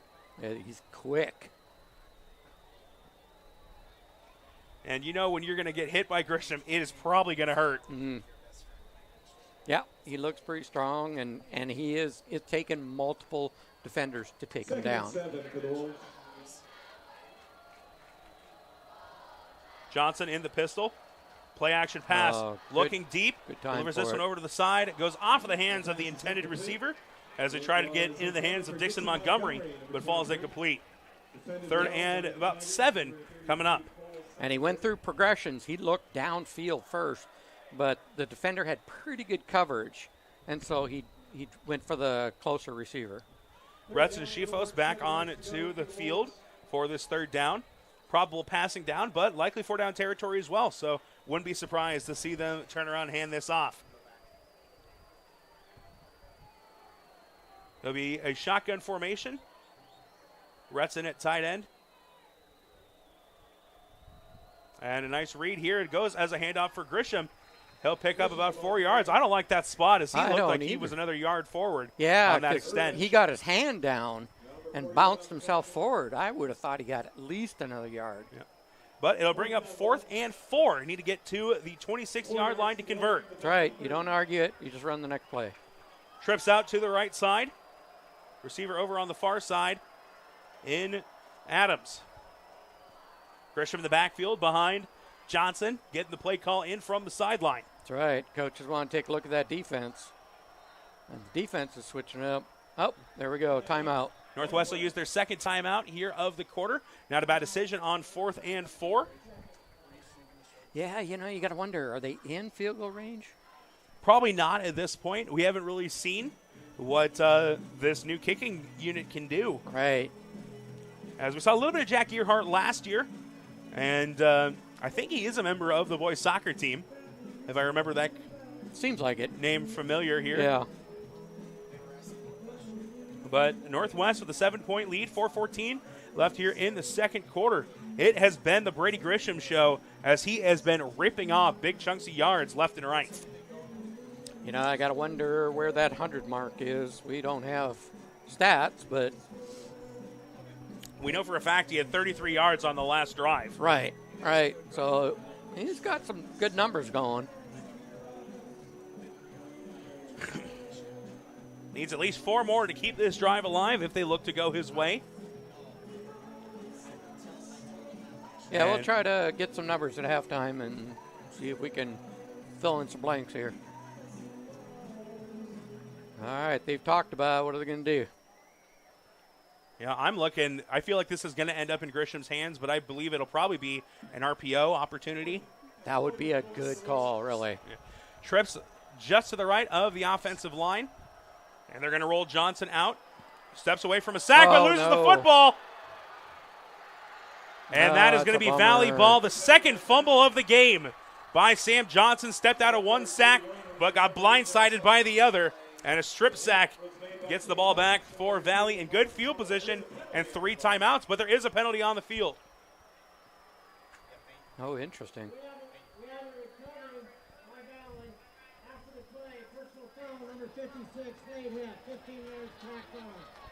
And it's going to go against the Wolves. 15 free yards for the Tigers.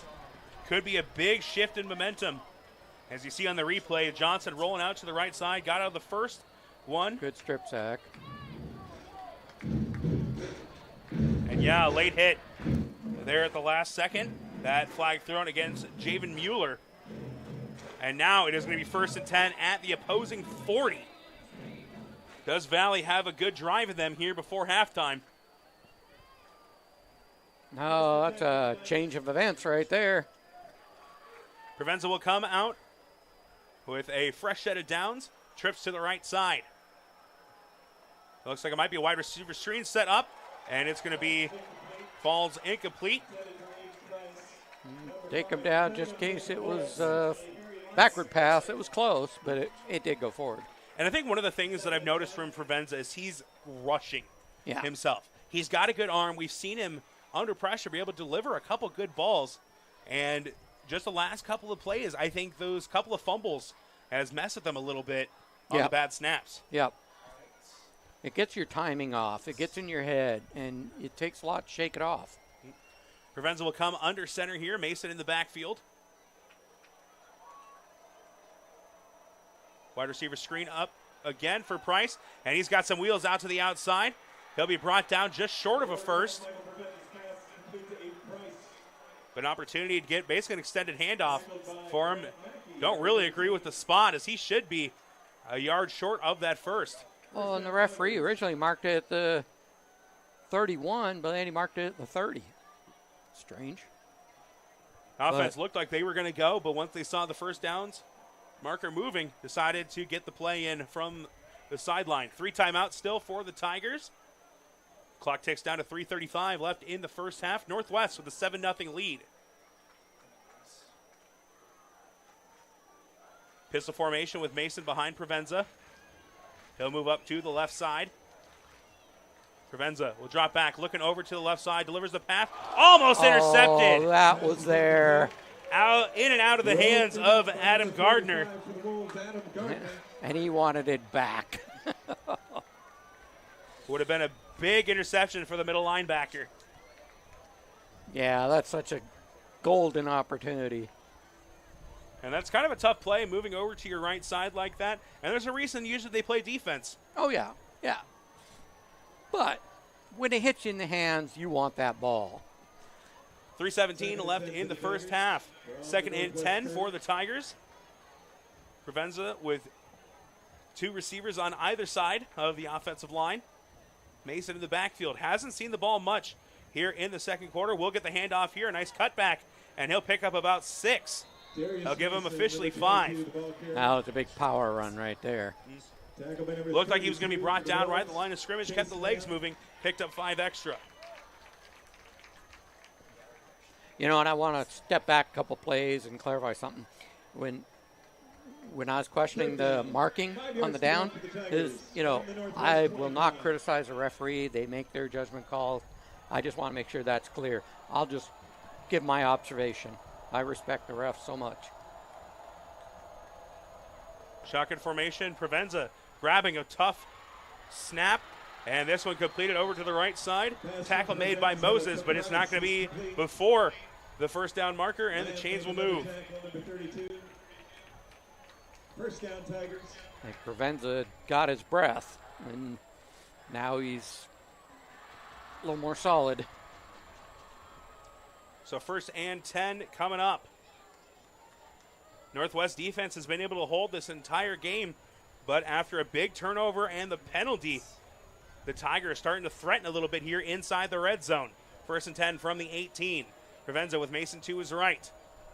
Price going in motion. Handoff fake that way, given off to Mason. Cuts it back upfield. He's got 8, give him 10. As he's finally brought down inside the 10-yard line. Now that's the offense we were expecting to see. They're putting it together. Now we just need Northwest to keep that defense strong.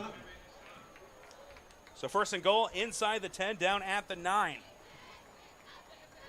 First down, goal to go. As the Tigers have the end zone on their minds.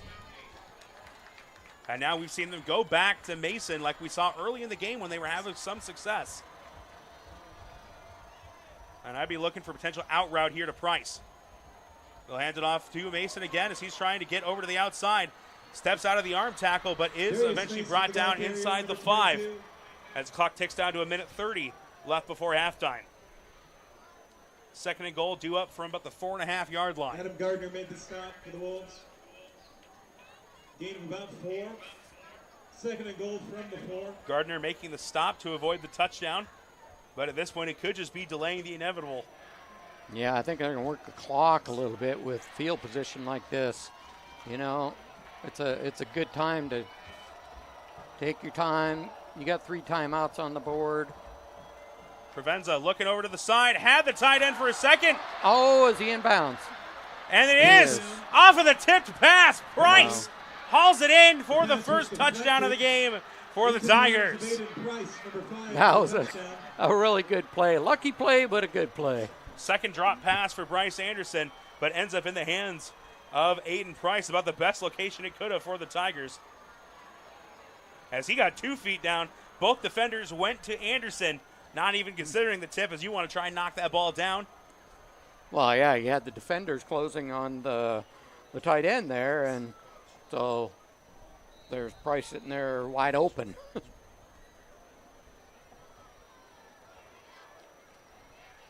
The kicker, Rico Alvarenga Cervelian, gets the kick up. It is good. We'll take a short break, but the Valley Tigers even this one up. 58 seconds left in the halftime. We'll be right back here on CISN. 1,300 vehicles on WaukeeChevy.com. Schottenkirk Chevy Waukee. If we don't have it, you can build it. Newly expanded service department means we're hiring. See the openings on WaukeeChevy.com. Schottenkirk Chevy Waukee. WaukeeChevy.com. I'm off to college.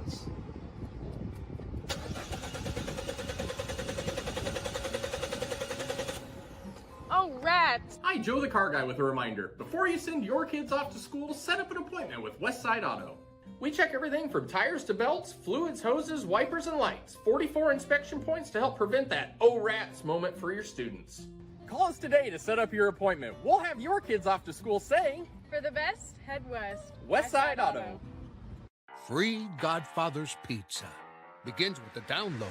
Order through my new online ordering app and start earning free pizza and sides. It's easy. Download the Godfather's Pizza online ordering app today. Do it. Bryce Anderson dropped the touchdown pass, but it was caught in midair by the star wide receiver, Aiden Price. What a way for his first touchdown of the season.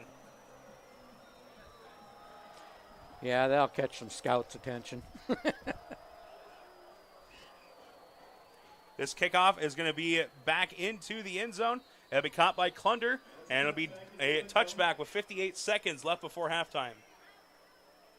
Which is a good thing, you know, have it all the way back, move it out to the 20, and let's see, can you move it 80 yards in 58 seconds?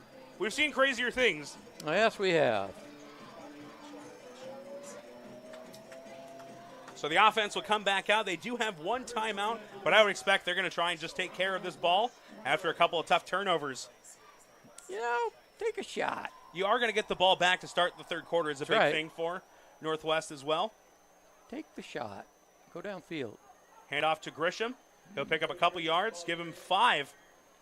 An interesting spot there on the far side, but they'll mark it back a couple as he picks up about 3, and the clock will keep running.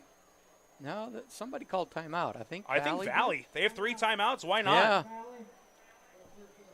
So the Tigers will try and force Northwest's hand. Yeah, you got to move that ball or we're going to get it back. We'll have a special interview coming up at halftime, courtesy of our own Paul Yeager, so make sure to stay tuned for that, as well as some halftime stats and analysis as well. As unless Valley is able to put a couple plays together here and get the ball back with time to spare, we'll probably be headed into the halftime break with a 7-7 score. Well, let's see what the Northwest coaches can dial up. Are they going to be conservative on their end of the field, or do they want to open her up? And, big thing with the game like this, you got to get points. You're going to have to get the points when you can. And Brady Grisham has really been the entire offense for Northwest in this one, and it's tough to really move the ball with your running back this late in the half. Right. He picked up 3 yards on first down, and now we'll see what the Wolves drew up during the timeout. First timeout used by Valley as they try to maybe get this ball back before halftime with time to spare. But Johnson has a good arm. I'm surprised they're not going to use it. Grisham will pick up another couple of yards and another timeout by the Tigers. Yeah, Valley's holding them in a tough position here. Although the punting game has been solid, so, if they get held, they'll turn the field. And you want to trust your defense because, really the only thing they've allowed came off the fumble and big penalty. And a tip pass, Yeah, even then, every single yard has been earned by Valley in this one. Yep. And Northwest, the same thing. They got their score off a turnover. Neither offense has really been able to put something together consistently. Both touchdowns have come off of turnovers in opposing territory after that penalty as well. Yeah, short yardage game. Yeah, it's been a battle. It really has been a great matchup. As the Tiger defense looking for another stop. We don't want it to be another one of these last team with the ball, make or break. This game went to overtime a season ago, and it has been deadlocked here at 7. 46 seconds left here in the second quarter, 3rd and 4 for Northwest. Another handoff to Grisham, actually kept by Johnson, RPO, as he'll have enough to get the first. There you go. And that should be enough to end the first half of action. They'll have to get at least one more play off, as there's about a 3-second difference between the play clock and the game clock. And the offense actually now have to run one play.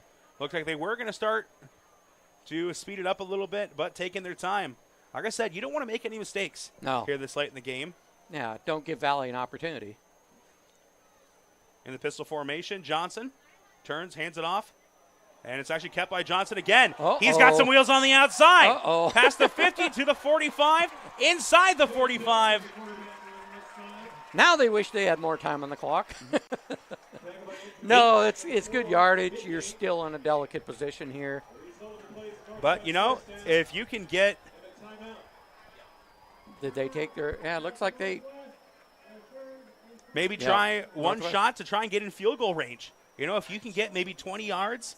Yeah, they burned their last time out, though. You got to get to the outside, but this big run here as it was Hutchinson unable to keep the outside containment. Yeah, really nice run. Mentioned before, Sam Johnson, a really good dual-threat quarterback, showcasing that skill here tonight. 1st and 10 from the opposing 42-yard line. Yeah, kicker's been warming up, so he wants a shot at. Now might not be a bad thing. You do take one shot, and if you get the first down, it stops the clock till they put it in play. It'll be close to get a kickoff, but I would look to probably Try it. try and clock it, maybe with 1 second left. I think they're going to try and get 10 yards here and maybe try a long field goal attempt. yeah, that's what I'm thinking. It's just whether or not you can kill the clock. Johnson's Well, going to roll out. Nice Delivers long this one, pass. actually taking a shot downfield. And that should have been pass interference. But the ball was overthrown. So the interception thrown and just trying to avoid a pick six. As the ball was intercepted by Andrew Price. He goes out of bounds. And that will do it for the first half. Score 7-7. And again, not question the referee, but you hit it. Did they miss the pass interference? Yep. We'll take a short break here and be back with some halftime stats and analysis. You're watching Valley Northwest football here on CISN. All love a good win, however small or ordinary. Losing track of time, finding yourself with a few extra dollars in your pocket, soaking up the perfect Iowa day. These are the everyday delights and small victories that make us smile. These are the moments that connect us all as Iowans. And these are the moments that, more often than not, start with Iowa's farm families and the corn they're growing. Because when corn grows Iowa, Iowans win. Not all used vehicles are created equal. DeArmond certified used vehicles have a big advantage. What sets us apart is that all used vehicles receive a 175-point inspection. Carfax report, 2 oil changes, collision deductible coverage, and wheel dent and windshield repair. Also, all DeArmond certified come with 2 warranties. A 1-year 12,000-mile bumper-to-bumper and a 2-year 100,000-mile powertrain. DeArmond Ford Indianola, DeArmond Automotive Knoxville, DeArmondAuto.com. Hi, this is Chris from Fireplace Superstore, and it's going to be an interesting patio furniture season this year. We have ordered a ton of merchandise, but due to supply chain issues, it's coming in a truckload at a time all summer long. If you want the best patio furniture, check early and check often. If you want to custom order your furniture, get in here as soon as you can to give your furniture the best chance to arrive this summer. Fireplace Superstore, Iowa's best patio furniture selection, just east of I-35 on Douglas Avenue. For 75 years, Holt service trucks have hit the streets of central Iowa to help customers in need. It might be for plumbing, heating, cooling, a water heater, or the usual repairs and maintenance. We've done that with quality work from quality employees who bring passion and personality to the job. That's the Holt difference. It gives me great pride to see how our company has grown from the seeds of success my grandfather planted in 1947. That's why more and more central Iowans are saying, let Holt handle that. Do you know what the best part about being a dog is? You can hear disaster before it even happens. You know what they say about disaster? Sometimes it can inspire a symphony.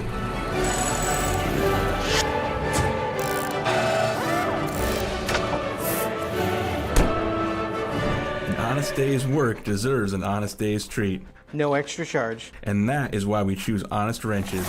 No extra charge, and it's how service should be. We are at halftime, and what a perfect way to introduce a new season is to have the new activities director of Centennial High School, Nate Lindgren. Or, I'm sorry, Nathan. What happened here? Where'd that come from? Yeah, so I've always gone by Nate. For whatever reason, when Ankeny was building my email address, they took my full name and made it that way. So I just got to retrain everybody on what I go by, I guess. Do I have to sit up straight when I say your name then? Sure. We got to know each other when you were at Valley. You were there for a number of years. Started when I remember this young Nate Lindgren comes in, this tall redhead kid, run Valley Stadium. You weren't a kid then. You'd already been working, but walk me through your history a little bit. Yeah, so some people have already asked me that question, so they know, but sports management was my undergrad study. And then I worked for the Iowa Cubs, and then Wells Fargo Arena, and then we had 4 convention centers, so worked with the Iowa Event Center and Wells Fargo Arena for a little over 6 years, and then joined West Moines Schools in 2012 and was there for 10 years. Did a couple different things, but was the assistant AD there for the last 5.5, 6 years. And that was a position that allowed you to have a front row to a very large school district. So you make one large district to another. What's the similarities between the two that you found? Yeah, and it's funny you bring that up because my sister lives down in Houston, Texas, and she came up a couple weekends ago, and she was kind of asking me the different dynamic. She's been out of Iowa for a number of years. I said, well, I went from the number 1 ranked for population or enrollment down to the number 7 school, and she's like, oh, okay. And I said, but really, it's only a couple hundred kids, and that's it. Yeah. So not a huge drop off, but a little bit. The building setups are different. The way they operate, the similarities, I guess you could say, Dowling rents Valley Stadium when Valley's on the road. And we have 2 high schools here in this community. So one's always away and one's home on Friday nights. So I guess in that regard, it's similar. You have to collaborate with your peers across town and make things work and benefit the community in that regard. So in that sense, you did have that history of, yes, West Des Moines, it's not 2 public schools, but it's 2 schools in a town. And now you're 2 high schools in a town. So there is some of that similarity too. Correct. Where I think the West Des Moines one is more, we will let you use it according to this contract, this rental agreement. And then here is more, we're both going to share it type You're lucky situation. Tom Wilson's coaching a game right now. Otherwise, he might take umbrage with what you're saying. No, I'm sorry. From Iowa originally, Nate, I forget. Yep. Oh, from Iowa originally, Western Iowa, Denison, Schleswig area. Yep.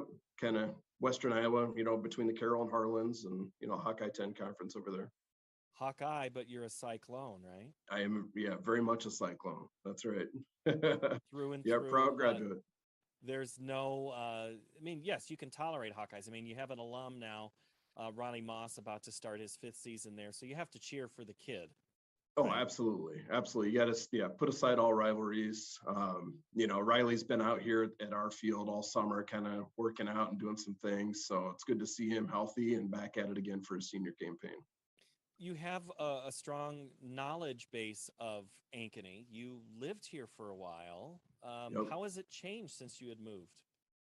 Yeah, so when we got married in the mid 2000s, and we built a house, kind of South Ankeny, kind of the Sawgrass area, and across Orr-Labor was nothing but cornfields. So that was mid 2000s, and by the time we left, we lived there for 8 years.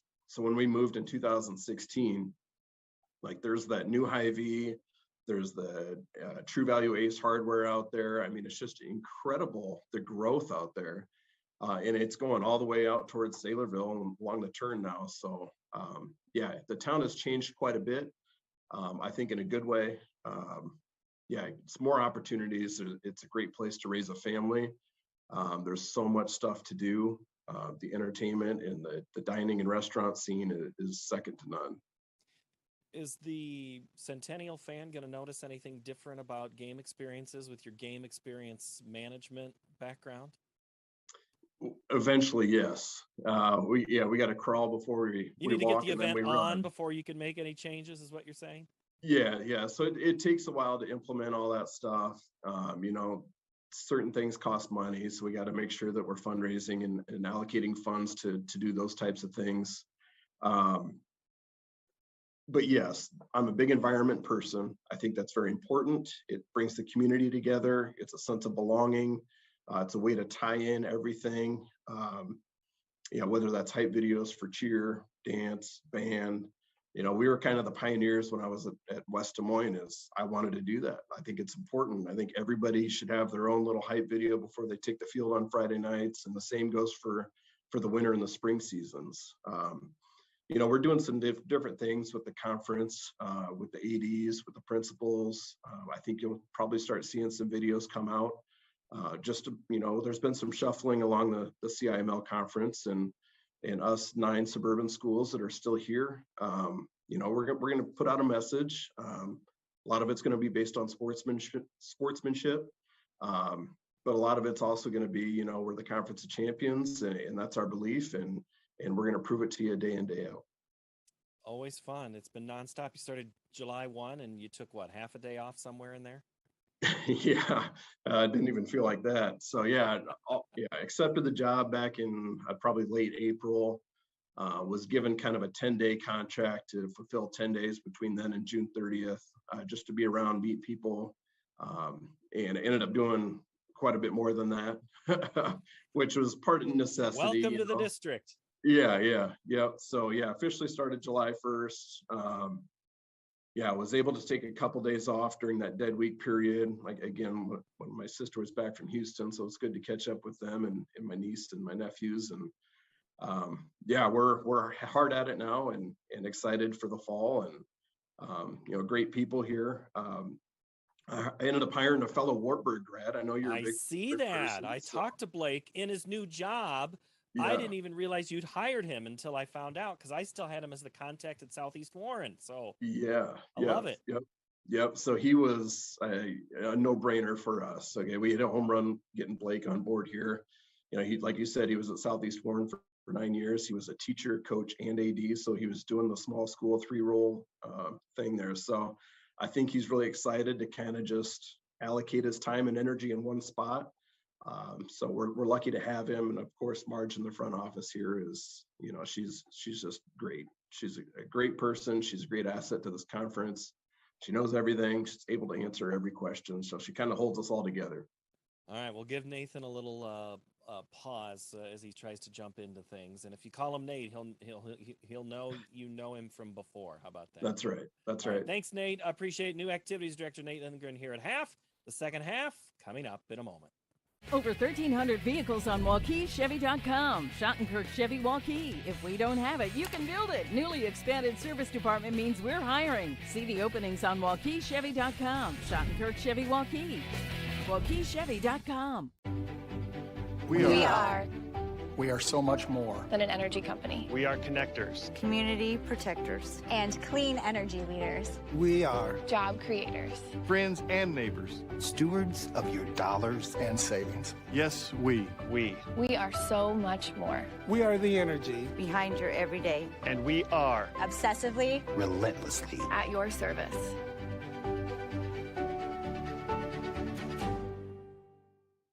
I'm off to college.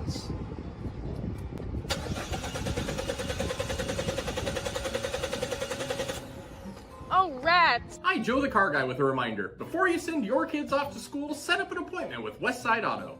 We check everything from tires to belts, fluids, hoses, wipers, and lights. 44 inspection points to help prevent that oh rats moment for your students. Call us today to set up your appointment. We'll have your kids off to school saying, For the best, head west. Westside Auto. Why do businesses succeed? The Better Business Bureau sees the traits of successful businesses every day. It's not easy, but it is simple. The BBB fosters trust between Iowa businesses and consumers. Visit bbb.org. For 75 years, Holt service trucks have hit the streets of central Iowa to help customers in need. It might be for plumbing, heating, cooling, a water heater, or the usual repairs and maintenance. We've done that with quality work from quality employees who bring passion and personality to the job. That's the Holt difference. It gives me great pride to see how our company has grown from the seeds of success my grandfather planted in 1947. That's why more and more central Iowans are saying, let Holt handle that. We all love a good win, however small or ordinary. Losing track of time, finding yourself with a few extra dollars in your pocket, soaking up the perfect Iowa day. These are the everyday delights and small victories that make us smile. These are the moments that connect us all as Iowans. And these are the moments that, more often than not, start with Iowa's farm families and the corn they're growing. Because when corn grows Iowa, Iowans win. Welcome back, everyone, into Northwest Stadium. It has been a defensive battle to start out the 2022 high school football season. As the lights starting to come on here, we truly do now have Friday night lights. But a defensive battle that started off big for Northwest. A couple big defensive stands, a big sack on the first drive from Eli Moses. They got on the board first after a fumble recovery on the second play of the quarter. And then Brady Grisham from 19 yards out took the ball, ran through the defense, and almost untouched until inside the 6. That late lunge getting the first touchdown of the game. And it stood that way for a while, but Northwest coughing up the football late in the second quarter ended up going back to Ankeny, a beautiful drive from them from inside the Northwest 40-yard line. And then this tipped pass that was dropped by Brady Anderson ended up in the hands of the star wide receiver, Aiden Price. And that tied the game up with 58 seconds left in the first half of action. And that is where we stand 7-7 going into the second half. As total offense for Northwest, they've gotten the better of Valley so far, but 3 turnovers for them, including that last-second interception thrown on just trying to get the ball downfield by Sam Johnson, but he's fumbled the ball twice that have both been recovered by Valley. And just overall, it has been a defensive slugfest as Sam Johnson has struggled a little bit throwing the ball, just 1 of 6 for 13 yards. But Brady Grisham, we talked, you got to establish Grisham in this game, averaging just under 5 yards a carry with 67 of them in the first half. We were talking about at halftime, wondering how many yards he had. And we kind of estimated around 70, 75 or something like that. So we were pretty close, 67. But he's off to a good start. They really have a solid running game going behind him. And he has been the main focus offensively. We saw that big run by Sam Johnson to close out the second quarter. But overall, they've held him pretty well in check. Mentioned he struggled passing the ball so far in this game. And on the other side, Provenza has been a little uncomfortable against this pass rush a little bit in the first half. But when he's had time to throw the ball, he has delivered some good strikes downfield. Aiden Price has been held in check a little bit, if not for that tip pass that was caught for the touchdown. Yeah, and Price only has 11 yards, but, the touchdown is big. That's one of your big stats right there.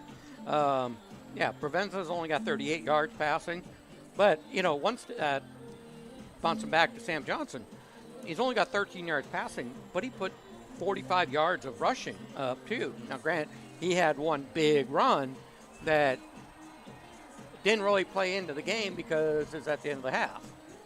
But yeah, I think a big thing, if they can hold on to the football, Northwest arguably should be up by 2 touchdowns right now. Right. If Johnson didn't get, and the second fumble, not really his fault as he stepped out of a sack, got blindsided on the other side as the pass protection broke down. But, they lost a considerable amount of yards on that fourth down play. If they'd either just turned the ball over on downs or had just punted the ball, they probably would have been up by a score going into the break. Right. But you're going to play it out, and crazy things happen. And I'll give him credit that, Sam didn't really fumble the ball as much as getting it stripped on both of them, really. But I don't know, that first one, he was holding a little bit loose, got hit and lost that's it. right. When he was running, he got popped and it came out. But on the other side of the ball, though, Provenza was fumbling the snap. It come into his hands, and he didn't secure it to make the handoffs and stuff. So I'm going to put those on his head. But, a little difference on how you view him. It will be Northwest football to start off the second half. We do have some interesting scores from around CIML. Southeast Polk and Dowling, a big matchup here today versus 2 of the top 10 teams in the state. Last we saw, it was 21-17 in favor of Southeast Polk, a late touchdown in the first half, and now at halftime with the same score. And a potential upset brewing across town, 7-0 Waukee over Ankeny so far. And then Indianola, as they have been taking it to Ankeny Centennial, kind of another surprise score, 19-7 at halftime with a late touchdown for them going into the break. So it's a couple scores and then a hard-fought, grinded-out game so far here at Northwest Stadium between the Wolves and the Tigers. Finds themselves knotted up at 7 apiece.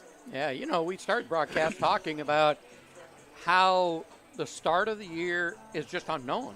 The only ones who really know how these players can play is coaches. And then you got to look for, okay, how are they going to do in the matchup? And we're seeing a lot of changes out there. There might be some changing in the guards of who's strong, who isn't, or it's upsets. And so far, the most surprising score has been Waukee Ankeny. Love to see it as the crosstown rival of the Wolves, but we still love the Waukee Warriors. Hey, they're still Waukee. You know, we support them.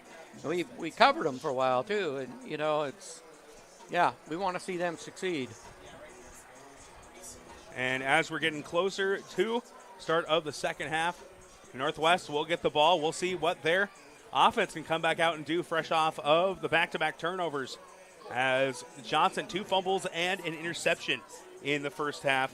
And we talked about it coming into the game that, you know, both these teams were replacing a very good quarterback from last year in Mason Morrow and Carson Reading from both of these teams for Valley and Northwest respectively.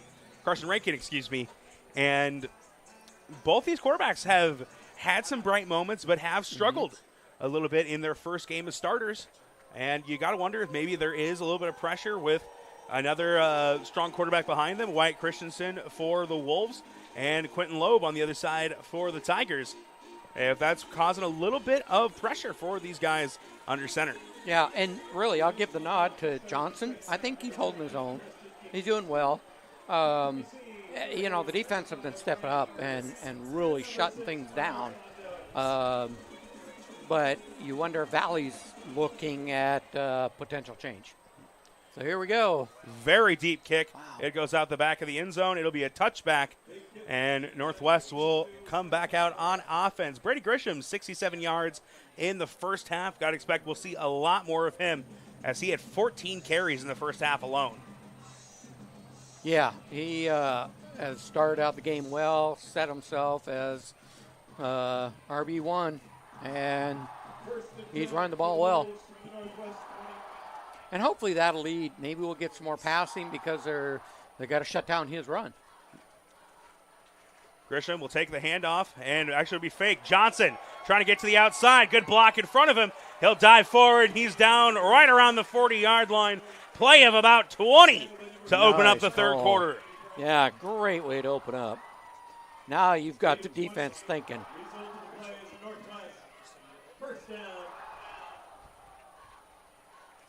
And running the football is going to be a huge strength for this team this year. As we've seen the passing attack struggle a little bit, it wasn't the biggest part of the Northwest offense last year either.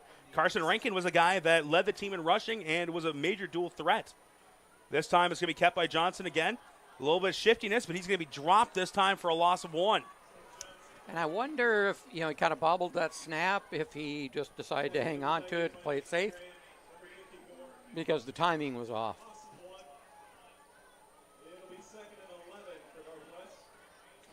Second 11 due up after the loss of 1, back to the 39-yard line.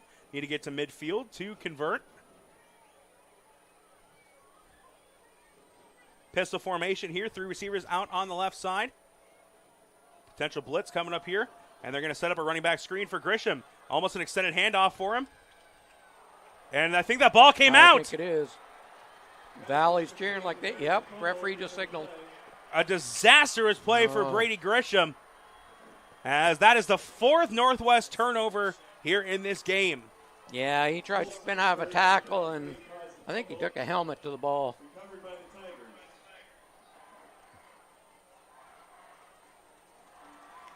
A ball out, and clearly a recovery for for Valley. Yeah, puts them in a really good field position.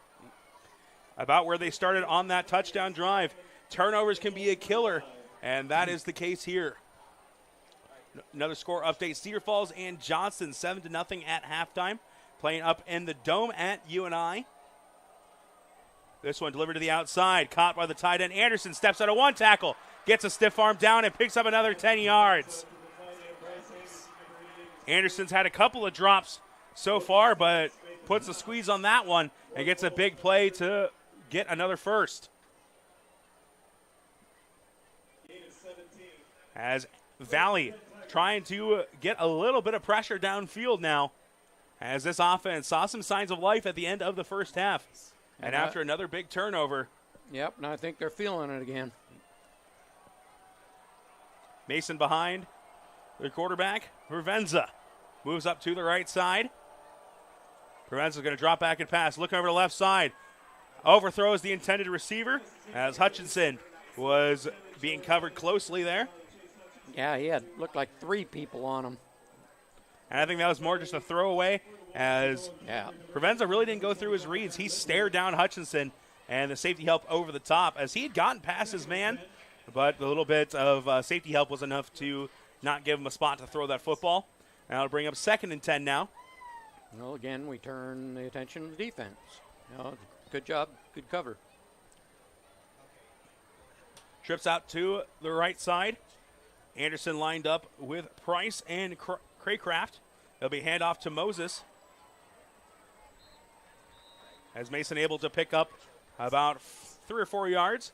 And they'll bring up 3rd and about 8. They'll officially give him 2 on the carry. Probably 4 down territory. Really haven't seen many attempts for either kicker here, as only a PAT for both teams. Yeah, the way these two teams play, I think they feel they need the touchdowns. 8 yards to go for the Tigers from the Northwest 26. Mason moves up to the left side. Provenza is going to drop back under pressure. Oh, should be a hold in the backfield. There's a quick whistle. I think they're going to call a false start here, and they will. Yeah. So that'll cost them 5.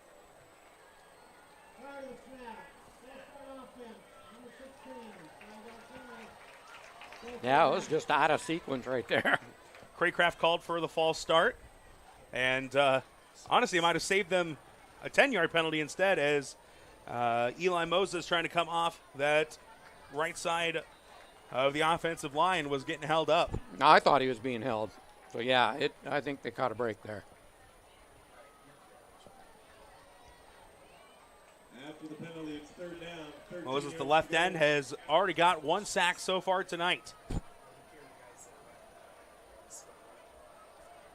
Provenza trying to set up the running back screen, able to connect the pass to Mason. He'll be dragged down from behind. He gets up to the 20, and it'll bring up 4th and short. Tackle by number 8, Owen Klunder. Klunder on the stop. It's the 2nd time we've seen them run that halfback screen effectively. Number 70, out 1 flag, helmet. Helmet comes off for Spencer George. He'll have to come off the field for a play.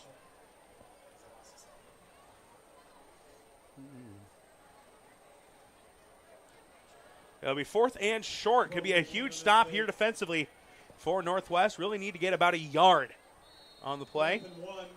Yep. And it looks like Valley's going to call a timeout. Yeah, they are burning a lot of time getting that player off. The officials did not give an official timeout on it or anything.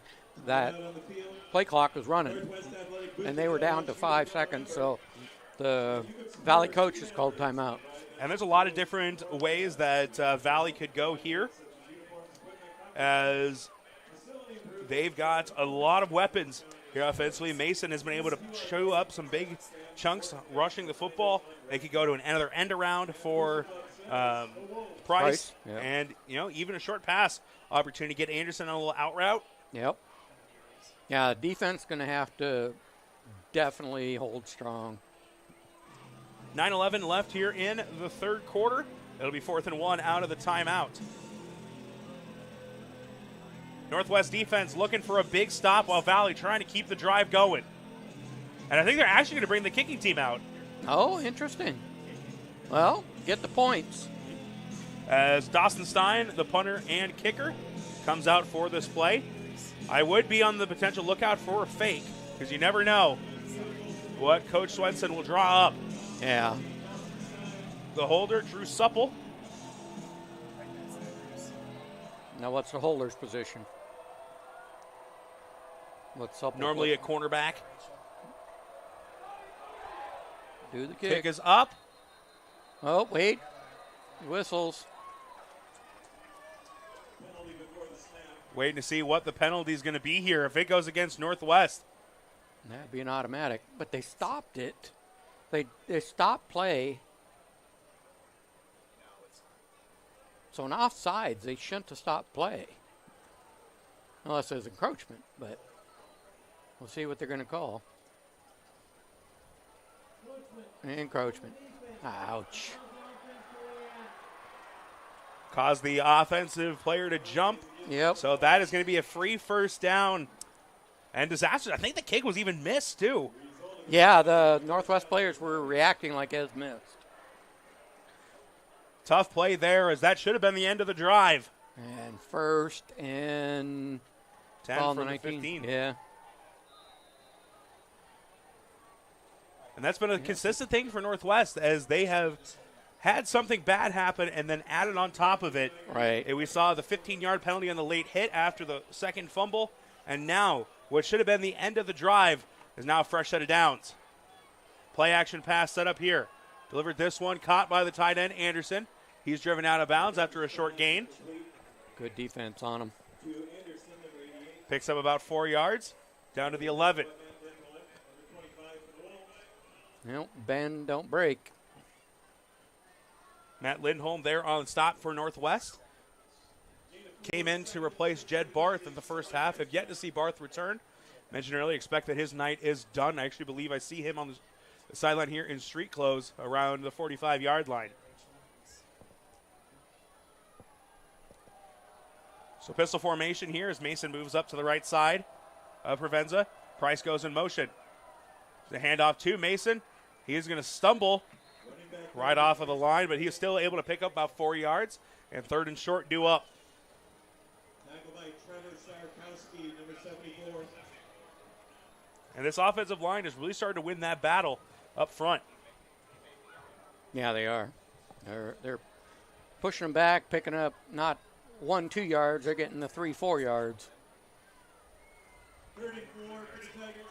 It's officially 3rd and 4 coming up from the 8-yard line.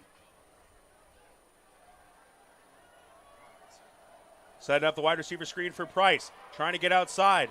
Stiff arms one defender. And he'll be driven out of bounds. And I think he is going to be just a yard short. Where he marked it, it should be short. So it'll be 4th and 1. The offense is going to stay out there this time. I'm going to say, if you're Valley coach, what are you going to do? Play clock running as it's down to 27. Defense needs another stop. But they have been almost impossible outside of one play by Adam Gardner early on in the game. They have not been able to get any penetration up front to stop the run game. Yeah, this is going to be a big call right here. 4th and 1 from the 6. Moses in the backfield. Mason in the backfield. Bounces this one outside. He's got the first. 1st and goal now inside the 5. Yeah, I was going to say go Mason. You know, he's been running the ball well. Hard to stop in the short yards like that. As the student section for Valley really fired up now. Yeah, I'll tell you what, they got a full student section over there. Valley bottom. Their first touchdown came on a short pass play. That went Bryce Anderson's way. Went off his hands, caught by Aiden Price for the first score of the game for the Tigers. We'll see where they go on this one. They'll be rolling this one out. They fake the option. Provenza's going to take this one in on the fake option quarterback keeper. Very good call. That's hard to defend. Comes from about 3 yards out. Fake the option as he was trying to fake the shovel. Defense bit, and Provenza walks in basically untouched before the dive. Yeah, because Mason's looking like he's going to go wide, so you're stretching out the defense, and then, you know, quarterback just pops straight up the middle. Well, off to the side. Off tackle. He ran the ball into the end zone. Civilian gets the kick up. It is good, making it 14-7. We're going to take a short break, and we'll be right back here on CISN as Valley takes their first lead of the ball game. For 75 years, Holt service trucks have hit the streets of central Iowa to help customers in need. It might be for plumbing, heating, cooling, a water heater, or the usual repairs and maintenance. We've done that with quality work from quality employees who bring passion and personality to the job. That's the Holt difference. It gives me great pride to see how our company has grown from the seeds of success my grandfather planted in 1947. That's why more and more central Iowans are saying, let Holt handle that. Not all used vehicles are created equal. DeArmond certified used vehicles have a big advantage. What sets us apart is that all used vehicles receive a 175-point inspection. Carfax report, 2 oil changes, collision deductible coverage, and wheel dent and windshield repair. Also, all DeArmond certified come with 2 warranties. A 1-year 12,000-mile bumper-to-bumper and a 2-year 100,000-mile powertrain. DeArmond Ford Indianola, DeArmond Automotive Knoxville, DeArmondAuto.com. It was really cool. Valley gets the short yard touchdown run from quarterback number 10, Michael Provenza, and take their first lead of the game 14-7 as this kickoff will go into the end zone for a touchback. You know, I was going to say it on the last kickoff, and I'll say it now, is that that's a strong kicker. In high school, you don't see him go to the back of the end zone a lot. And his last kickoff hit the back of the end zone. This one, I couldn't quite see it. Northwest brings the offense back out on the field. 3 straight drives ending in turnovers for them going back to their touchdown drive. And they need something to get going here as this one kept by Johnson as he spun to the ground, picks up about 3 on first out to the 23-yard line. Yep. Keep that defense thinking. Who's going to get the ball? And I think they really got to keep running this RPO because this defense is not afraid of their passing attack. Right. That's been the toughest thing. Well, there really hasn't been a passing attack. So, you know, one of these times, pull up and throw. Johnson in the pistol, sending Retz in motion. This one will go to Grisham, looking for a hole. He'll run past the first wave of defenders, and he'll pick up, give him about another 3. And they'll give him actually 4 up to the 27. Puts him right at about 75 yards for the game. And 3rd and 3 coming up. The last thing you want to have happen is for your offense to come predictable, and that is what I think Northwest has kind of settled into here. Run, potential pass on 3rd, and punt. Yeah, and we cannot see that consistency. This time they go to Grisham, and he has stood up. The defense holding him for no gain on the play, and that'll bring the punt team back out for Northwest. And Valley, all the momentum on their side. That's big. How many games have you and I watched together and said, run? Punt. You got to have some kind of innovation there. You got to do something different. And that's one thing that Valley has done. They've also, gone a lot of the run, but you've got Aiden Price potentially coming around the outside, play action passes.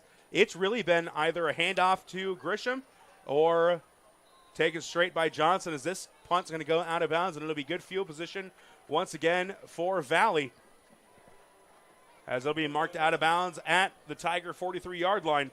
And Provenza will come right back out very quickly after his touchdown run. Yeah, you're saying the Valley offense, they do have a mix. They're not just running up the middle. The rollouts, the options, it's a little different than an RPO. So, Valley's digging into their playbook. I think Northwest is going to have to do it. Get creative and get that defense on their heels. If they can stack it up on the line like they just did on that last play, it's going to be a very short game. Provenza will come out. Craycraft and Price on the left side of the formation. One receiver split out wide right. Mason in the backfield to the right of the quarterback. Provenza steps back, delivers this one over the side, out of the reach of Craycraft. And a late penalty is going to come in. I wonder if this might be running into the quarterback. There is a penalty on the play. Defending for the Wolves was Owen Thunder, number 8. And it is going to be a roughing the quarterback. And that's going to be another 15 free yards for the Tigers. Wolves' defense has been very foul heavy.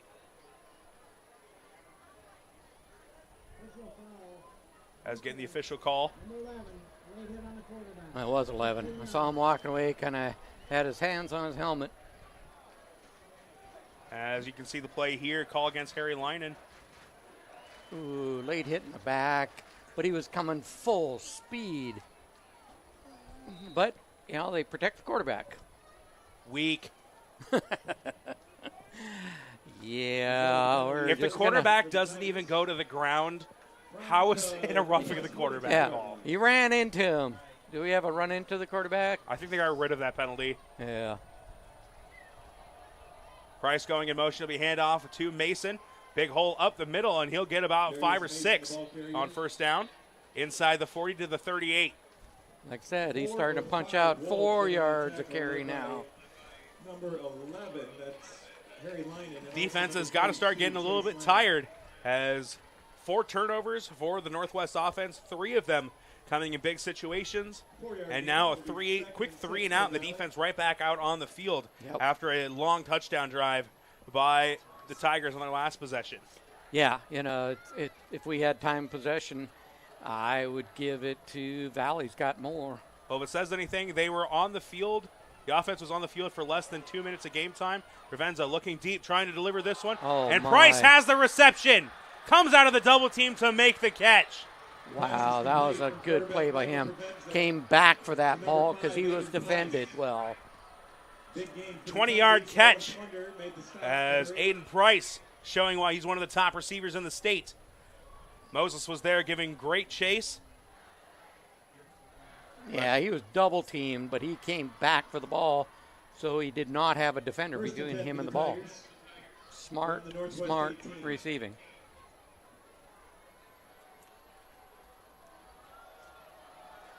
Over halfway through the third quarter, 4:40 left before the fourth.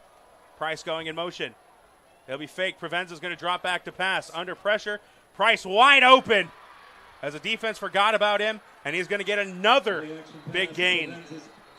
Pass is complete to Aiden Price, number 5. All right, we've got whistles going. Oh, the play is going to be waved off. An illegal shift called against the offense, it appears. Yep. That's a big play in Northwest's favor, negating another first down.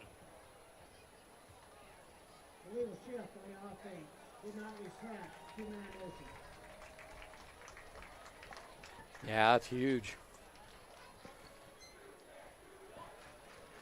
And they fake the end around, and yeah.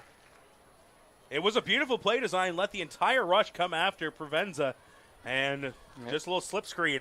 You know, we were just talking about is the creativity of your play calling. Is you're going to have the defense shifting and catch them off guard. It's finding ways to get the ball in the hands of your playmaker. Right. We saw it 2 years ago with Waukee with Aaron Smith, a guy that accounted for over 20 total touchdowns between receiving, rushing, returning, and defense. And you're going to see Price rack up numbers like that this year, I bet. High snap, Provenza able to step out of a sack opportunity and turns a broken play into a gain of 8. Boy, you up to the 15. Yeah. Way to turn a bad play into a good play. I don't think Provenza feels like he needs to look over his shoulder anymore as he's come alive here in the third quarter. Yeah, he has. 8-yard gain. And, you know, it might have just been some early season jitters. It's your first start, but he has really settled in and has been picking apart this defense. Well, you know, it's always a crazy thing in the years of coaching I did is you can go through all the practices you want, but until you get into game situations against another team, it's not real. Price going in motion. They fake it to him, hands it off to Mason on that right side. They pick up a couple yards before he is stood up and knocked back. Only gains about 1 on the play. It'll bring up third down. Tackle is led by number 34, Eli Moses. Moses with another stop. Several other goals. And 2 defensive players that have stood out so far in this game, Adam Gardner and Eli Moses. Moses had a sack on the first drive, and we just saw some really good play throughout this game by Adam Gardner as well. Yeah, and it's tough because they really can't push to get into the backfield because they have to defend that run. And you certainly don't want Mason running by him. Price it's on the ground. Lost up the ball. That's Northwest ball. Price, I don't think, ever got a full handle on the handoff. I don't think so. Oh, no, they're pointing at the sideline. Yep, Northwest players stop. Number 34, caused the fumble. It is Northwest ball. Moses forces the fumble just as we're talking about him. That's awesome. But there is a flag, but I believe it is on Valley. coach is on the field. Eli Moses forces the fumble, and Chase Lamb recovers it for the Wolves. Why is coach out, 5 yards onto the field?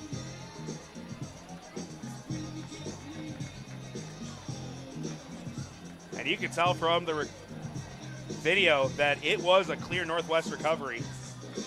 And referee just came out and pointed after a nice little group talk.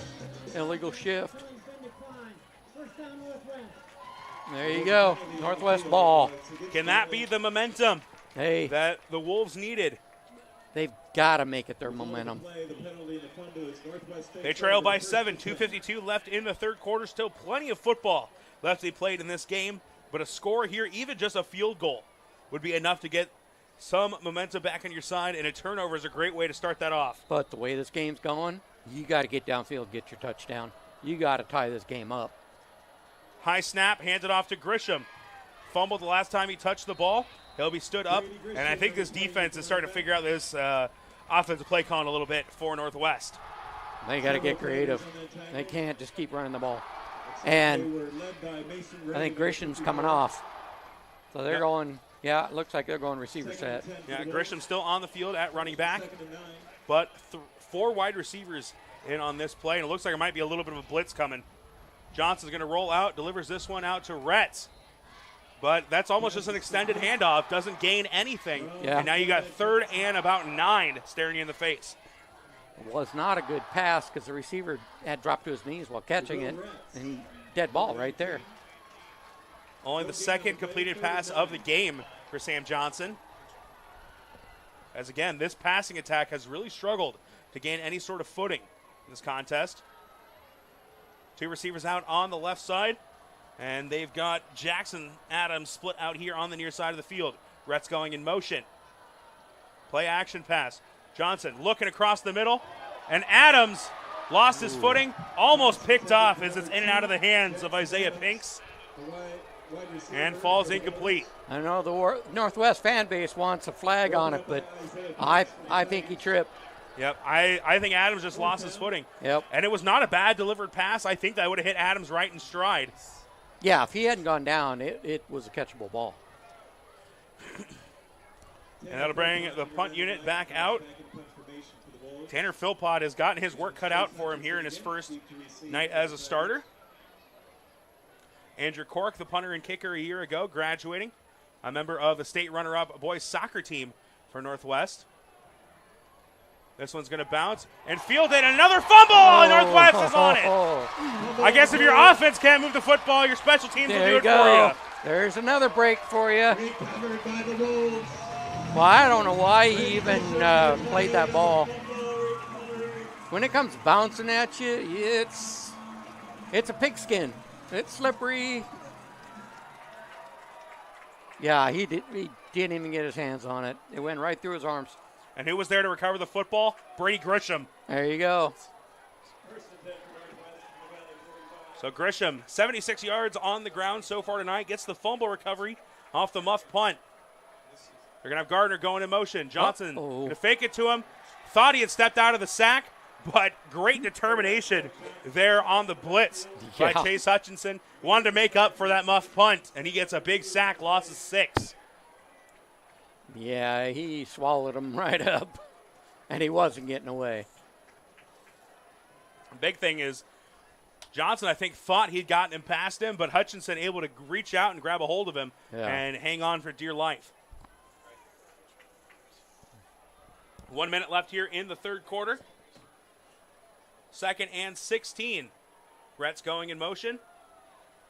Johnson, play action pass under pressure, and Hutchinson, after getting fumbling the punt, he gets back-to-back sacks, and one of them being a strip sack, the safety blitz.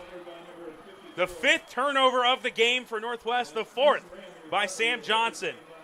Yeah, that was speed. He got around that corner and just hit the arm. Boy, what a big play. And, you know, when they talk about bouncing back from mistakes you've made, Chase Hutchinson was the definition of it right there. Oh, yeah. 2 plays. And I think they drew those plays up specifically because they knew he wanted it. You know, very well could be because it was a blitz. Provenza's going to flip this one out to Mason. Big hole on the right side, and he picks up about 7 on first down. We've been talking about Grisham all game. Mason has kind of slid under the radar because all the defensive pressure faced against Price. But he's been doing just as good of a job of ripping out big chunks of yards, especially how this game has gone.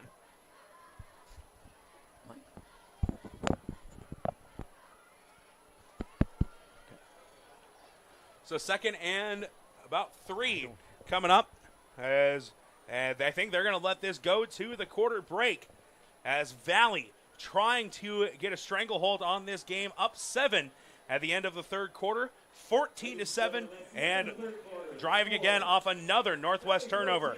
We'll take a short break and be back with the 4th and final quarter of tonight's game. All used vehicles are created equal. DeArmond certified used vehicles have a big advantage. What sets us apart is that all used vehicles receive a 175-point inspection. Carfax report, 2 oil changes, collision deductible coverage, and wheel dent and windshield repair. Also, all DeArmond certified come with 2 warranties. A 1-year 12,000-mile bumper-to-bumper and a 2-year 100,000-mile powertrain. DeArmond Ford Indianola, DeArmond Automotive Knoxville, DeArmondAuto.com. Mornings. They can be hectic. Let's go. So can your car. So to get free pickup, drop-off, or delivery, head over to Honest Wrenches. And their loaner vehicles? No extra charge. Find your peace of mind with even more wonderful services. Every vehicle that comes in gets a full visual inspection and a 5-year, 50,000-mile warranty. No extra charge. Head on over to Honest Wrenches. No extra charge, and it's how service should be. A little bit of a light show here as we enter the 4th quarter of Friday Night Lights here at Northwest Stadium. The Valley Tigers on the road tonight looking for the first win of the season.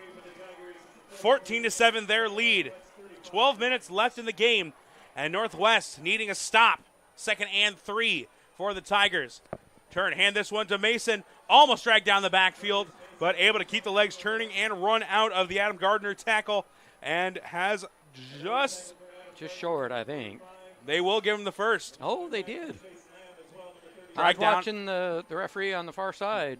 Tackle officially given to Chase Lamb. The 32-yard line. And here's the light show that we were talking about here at halftime. That is just so fantastic. You know, it's I grew up with the old school lights that took 20 minutes to come up, and this year they can flash different lights on a tower. Hand off to Mason on the outside. They're going to do a hold or something good here. And Eli Moses pointing directly at the offensive tackle. Yep. And where the flags came in from the secondary, I thought they may have thrown for a face mask, but a call goes in Northwest's favor, and it'll be a 10-yard loss for the Valley Tigers. Yeah, when you see the back judge or the referee throw the referee out, or the flag out, it usually indicates like a hold. It's they're watching from the backside and see someone get dragged down. So it'll be a loss of 10 from the spot of the foul, too. So that'll take them all the way back to the 44-yard line. Yeah, it's kind of a nice bonus in high school is, spot foul. So you drop 3-4 yards right there, and then you drop it 10.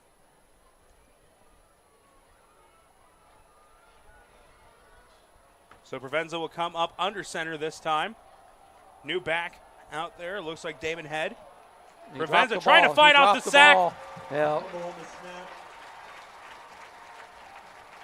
He fumbled the snap, and as soon as he's picking up, there are 4 defenders in his face. Kai Crofta gets the tackle for loss on that play. Number 90 led the charge for the Wolves. And that'll be 2nd and 28 now. Defense has to hold as they can possibly get this ball back in good field position. As Eli Moses trying to fire up the crowd a little bit, the defensive captain getting the play call in from the sideline. Now there's a stat you like. 2nd and 28. 2nd and 28 for the Tigers. Trips here on the near side of the field. Price going in motion. They'll fake it, hands it off to Head as he tries to get outside. Trying to be chased down by Lamb, and a great run to at least get back into a manageable situation as he picks up about 13 to get up to the 37. Yeah, it's a good run. He had good blocking in front of him. Hunter Smith will come back into the game on that left side. He'll replace Zarkowski. Put a little bit more speed on that right end position. Likely 4-down territory, so if you're the Tigers, if you can pick up, maybe 7, 8, 9 yards, you put yourself in a good spot. Yep, it's manageable. 3rd and 14. Right now you need a blitz. Trying to set up the screen. And obliterated right at about the line of scrimmage. Another big hit for Kai Crofta. A great set of downs for the senior D lineman. Boy, he planted him. 6 foot 235, and the receiver, Sam Smines, felt every last one of them. You better believe it. Watch that hit. Crofta fired up. And that will bring out the punt formation. Yeah, with no yards on that, you want to move the ball. And that's been a play that they've been able to run pretty effectively, setting up that slip screen. Yep. This one nice and high in the air. Fair caught. Good. And not the best field position, but Klunder able to get under it, not let it get inside the 10. Right. You don't want to play the bounce on that one. The offense cannot afford another turnover. 5 of them in this game. That's rough because they're going to look back on it and say, turnovers killed them. And, it has and hasn't. It's crazy. Well, both of the Valley touchdowns have come off turnovers. Right. Yeah. And the big thing, I think I got to find some way to move this ball outside of just giving the ball to Brady Grisham. As Grisham going to get the handoff. And he'll pick up a couple of yards. Goes from the 12 up to about the 17.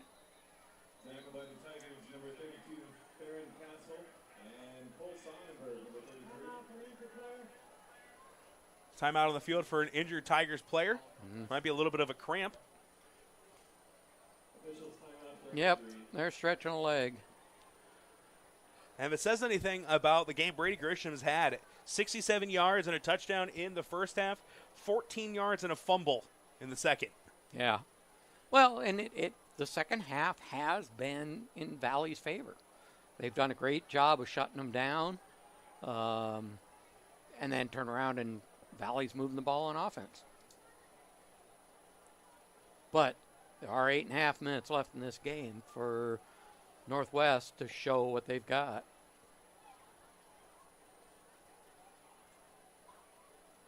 .8:37 left in the fourth. This is a big drive trying to tie this game up.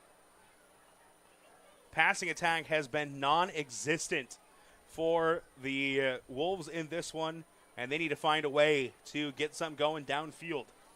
Yeah, what do we say? I'll take a look here. 1 for 6 for 13 yards in the first half. I remember that. That's right. I was thinking it was really low. So, yeah, no passing game. You're running the ball, but they know you're running the ball. That's an uphill battle. And I wonder if you look to try and get an end around. Johnson's been able to break it to the outside a couple of times for some nice runs. Yeah, use that outside and try to close off the corner and get them upfield. Triple option has worked for a lot of teams, and maybe running a couple times here. Well, yeah, even the rollouts.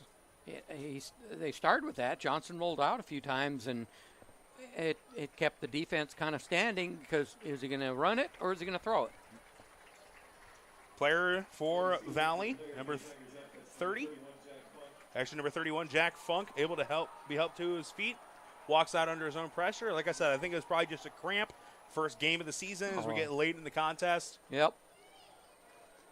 2nd and 5 for the Wolves. So 8.5 minutes left in the contest. Wolves need to get something going offensively. 2nd and 5 from the 17. Another handoff to Grisham.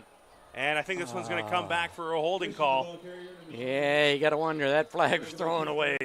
As it stands right now, it would be a gain of 6 yards and a first down. And it is going to be a holding call. Goes against the Wolves. Not only do they lose the first, but they're also going to lose 10 yards.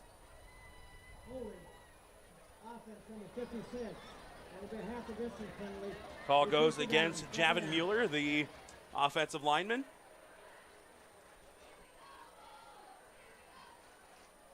That'll back them up inside their own 10, marked at about the 9. So now not only do you, like I said, lose the first, but now you're back inside your own 10-yard line, past the original line of scrimmage. Johnson in the shotgun. Play action pass. He's going to drop back. A little bit of extra pressure. Look at downfield. In and out of the hands of the intended receiver, Miles Fondell. He's going to have nightmares over that one. Pass was a little high, but that's one you got to bring down. Yeah. Fondell, the junior receiver, great size at 6'1". Couldn't go up for the ball as he was breaking away and may have even had a chance for a touchdown. Yeah, he could have gone, I think. He had 2 yards on the defender, and he was running full head. And like I said, not the world's best pass from Johnson, but still hit him in the hands. Johnson's going to keep this one.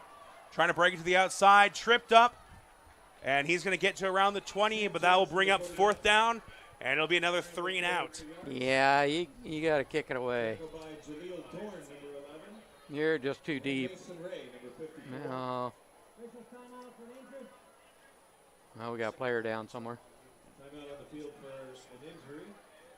Oh, Valley player on the sideline looks like probably cramping again. Yep, go for the leg.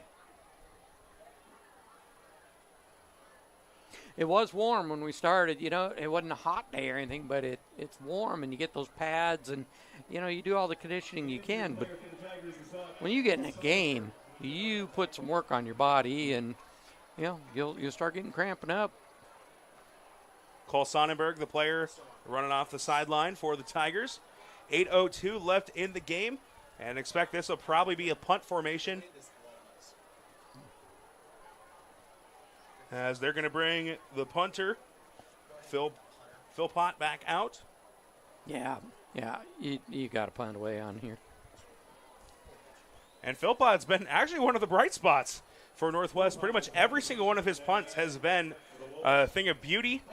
And Northwest could hope for another muffed punt. There you go. But last time it happened, Chase Hutchinson wasn't too happy with himself and made up for it on the next drive. What? And it looks like there's going to be a fake here potentially. Isn't that an illegal formation? No, I guess it must be legal.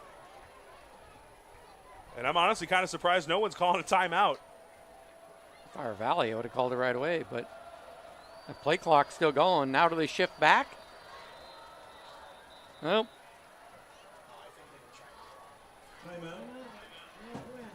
And Northwest is actually the team that calls a timeout.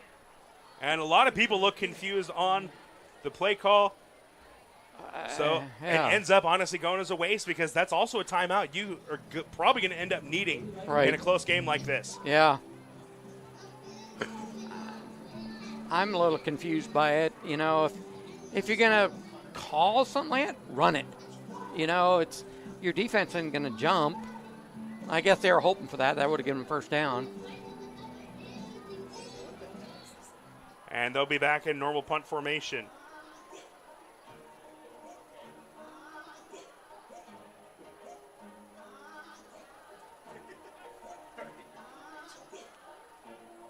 So we'll see what Phil Potts can do now.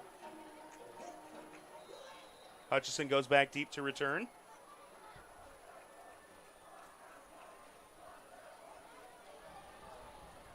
Another nice high one. Right sideline, but it got a extra 5 on it. I think it kind of went out of bounds, though, so we'll see where they officially mark it. Looks like it'll be right around the 40-yard line. So excellent field position once again for the Tigers. As if they can put a touchdown up on the board, that might be it for this game without a passing attack for Northwest. The way it's been going, any score by Valley right now could be the lock. And it's tough for Northwest because Sam Johnson has now had 2 passes in this game that were, again, not perfect, but catchable balls for the receiver that could have ended up in touchdowns. Yep. There was one early in the game that Jackson Adams was just a little bit over his head as he was behind the defense, no one within 5 yards of him. And that one dropped by Fondell was a huge back-breaking play. This one pitched out for Mason. He'll get to the 45 before he's met by the defense and pushed out of bounds. Klunder there on the stop along with Lindholm. And, something we've talked about numerous times. Look at Valley stretching the defense. They're not running up the middle. They're running outside and, switching it up a bit. And that's going to stretch your defense out. Under 8 minutes left in the contest, as the Tigers trying to put a major squeeze on Northwest.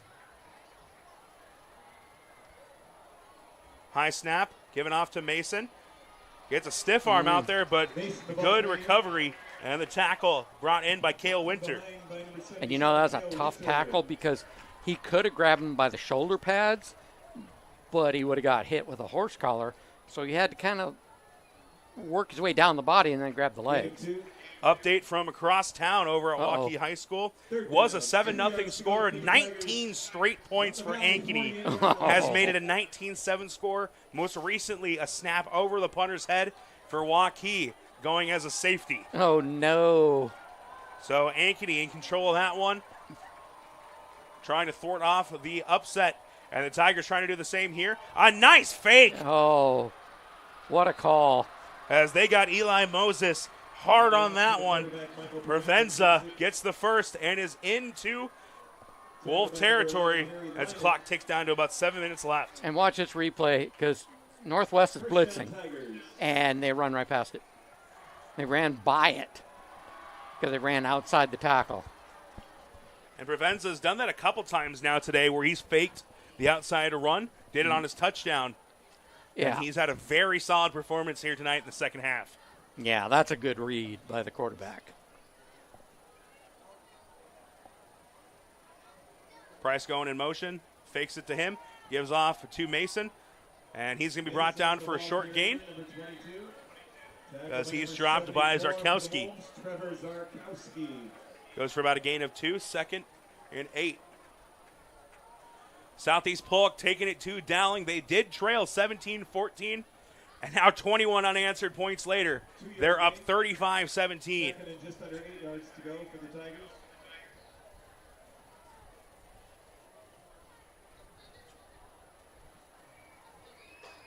So 2nd and 8 from the 40. Over halfway through this fourth quarter. Mason to the left of Provenza in the backfield.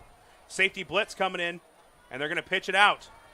Mason, a big hole on the outside, stays in bounds, and he is down inside the 25. Gain of 17 on 2nd down. Smart running. He did all he could to stay in bounds and keep that ball moving upfield. And it's that same type of play where Provenza looking to get the read. They picked up the safety blitz on the nice block outside by Anderson, as that blitz was trying to contain the outside, but they weren't able to. And now 1st and 10 for the Tigers as they are threatening again. And Provenza might have been able to run that ball, but it was just enough to shift that defense by pitching it back. And Mason cramping up now as he came out of the huddle and went to the ground. And it's the legs.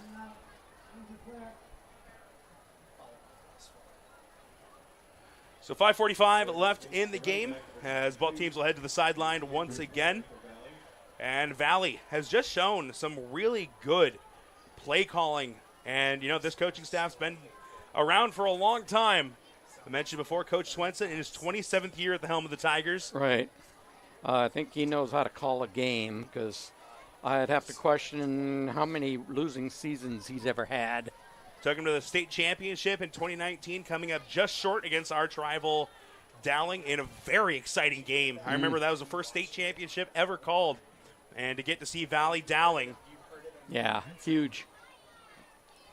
And Valley hoping for another deep playoff run this year.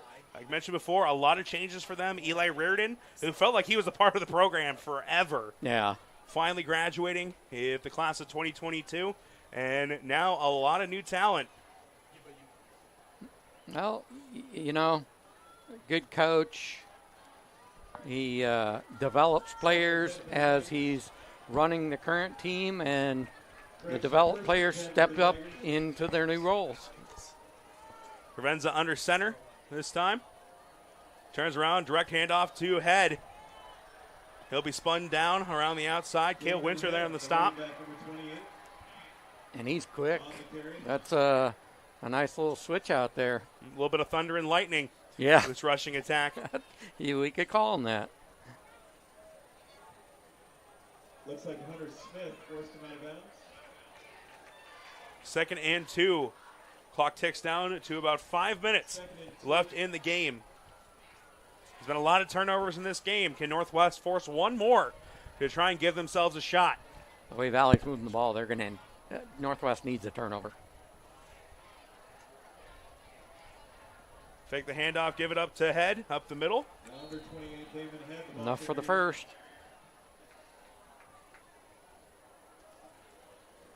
Hunter Smith made the tackle, number 9. Yeah, they're just keep moving that ball. About a 3-yard gain, first down. Tigers. Under 5 minutes left in the game now. Final score from, end of third quarter, 35-24. As Dowling finally able to get back on the board and get it within 11. But still trail the defending state champion Southeast Polk Rams by 11 entering the fourth quarter. Price going in motion. He'll get it on the outside, trying to step out of the tackle. There you go. Eventually dropped as Klunder grabbed a hold of him and didn't let go. Loss of about 3. Price was doing all he could to get out of that hold on his leg.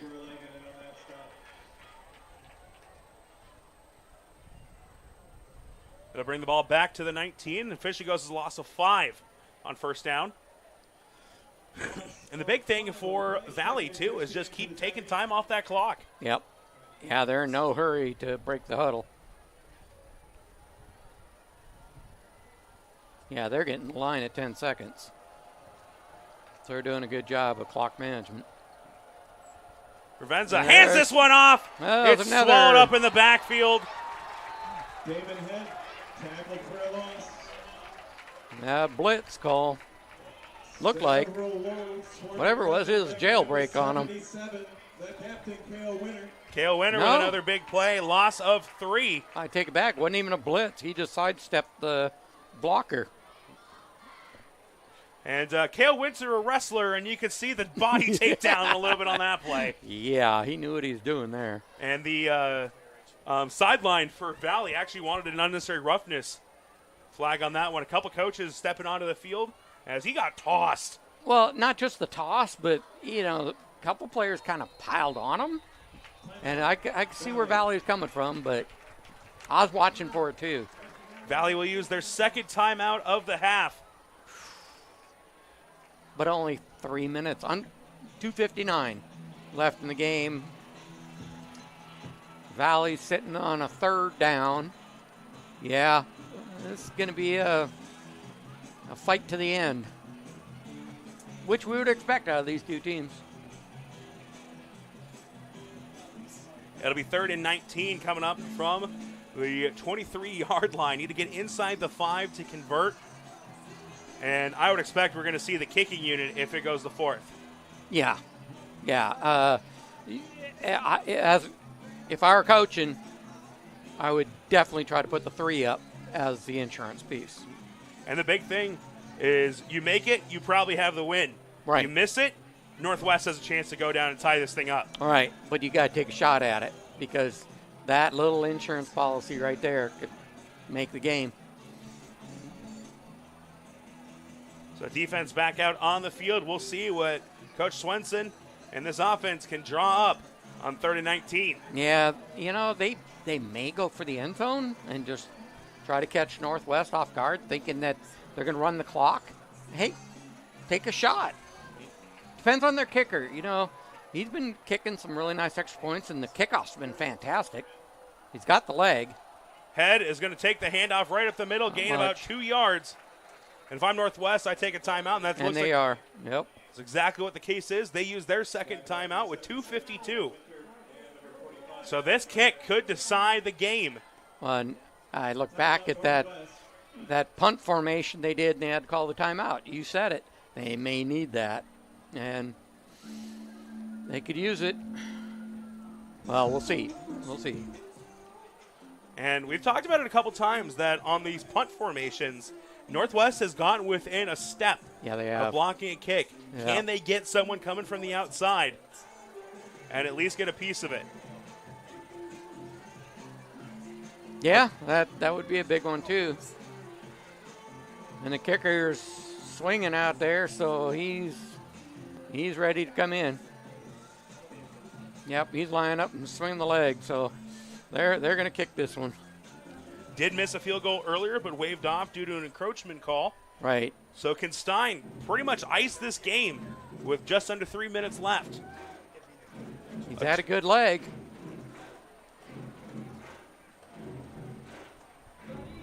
Kick will be about 38 yards.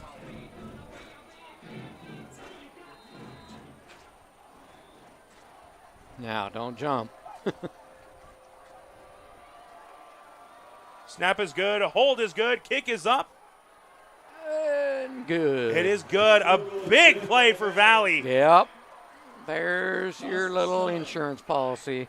38-yard field goal for the Tigers. And that makes the score Valley 17, Northwest 7.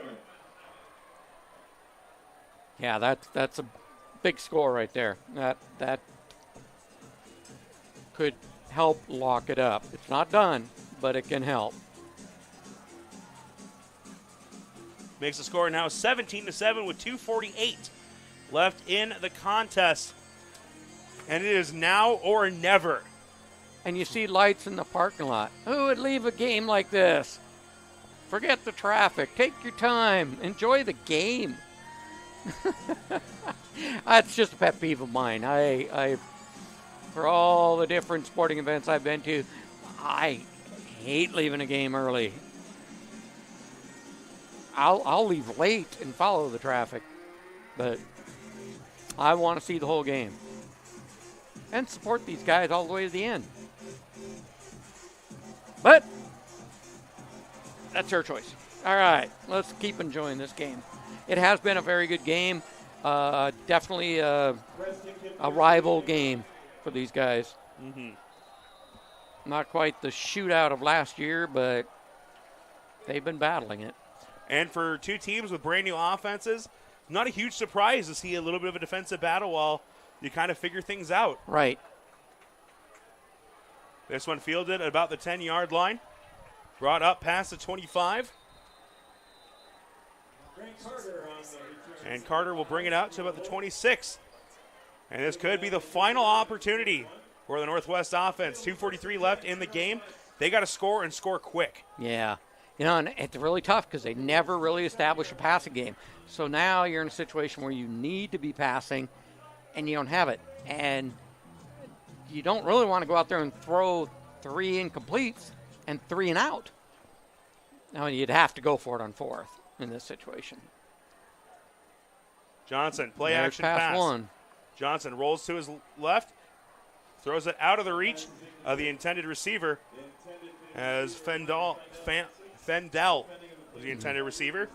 See, that's one where that throwing on the run and across your body, it's really tough, and especially at that age. You haven't really developed it well, and that's when you want to stop, plant, throw it. You got to get the accurate pass. You're going to go the same way. This one over the head of the intended receiver, trying to go to Fondell again. And Fondell can't come down with it. So now 3rd and 10. 2 pass attempts. Nothing. Yeah, and, you stop the clock, but that's not going to help you if you got to kick the ball away. And It's while rough. we do see people leaving, one of the things, you're not going to see a lot of students leaving on either side right now. No, there are going to be big celebrations. And, support these guys. They have played hard. It's been a really good game. Johnson's going to roll out again. Plant his foot, trying to set something up. Throws it out to the side, and it's going to be caught. No, I think he put it in the ground. Do they call a catch? I thought it bounced, but no. Okay. So now the clock's going to run, and you didn't gain anything. Right. But oh, yeah, you're still at 10. That's the wrong yard marker.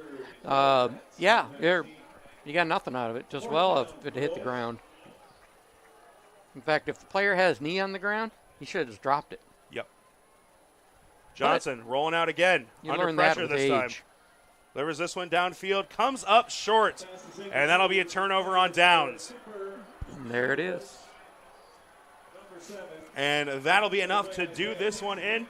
Northwest with only one timeout left. Yeah, we're just counting down clock now. Good job by Valley. They started changing it up. Their second half has been strong.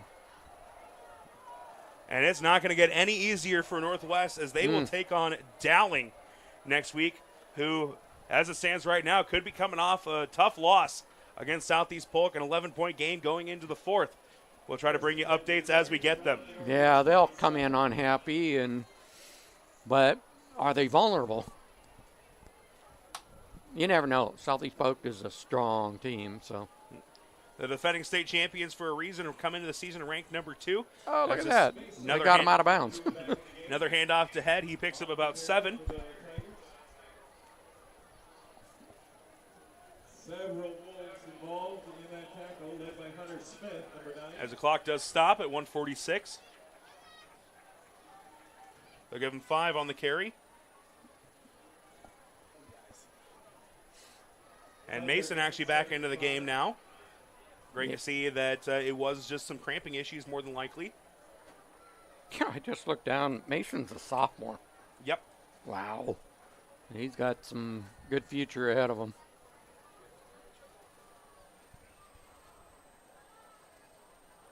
Provenza under center, hands it off to the sophomore again. Look at that run. He'll get the first. Clock will stop momentarily for the reset.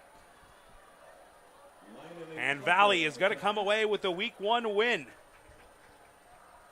That's a first down, Tiger. Sorry, the student section, Valley's chanting the goodbye chant.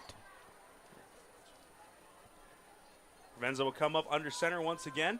And that's been a thing that they've gone to a little bit. And, after the shaky snaps in the first half, they've run it really effectively from under center, which not a lot of high school teams do anymore. You see a lot of pistol and shotgun formation. You bet.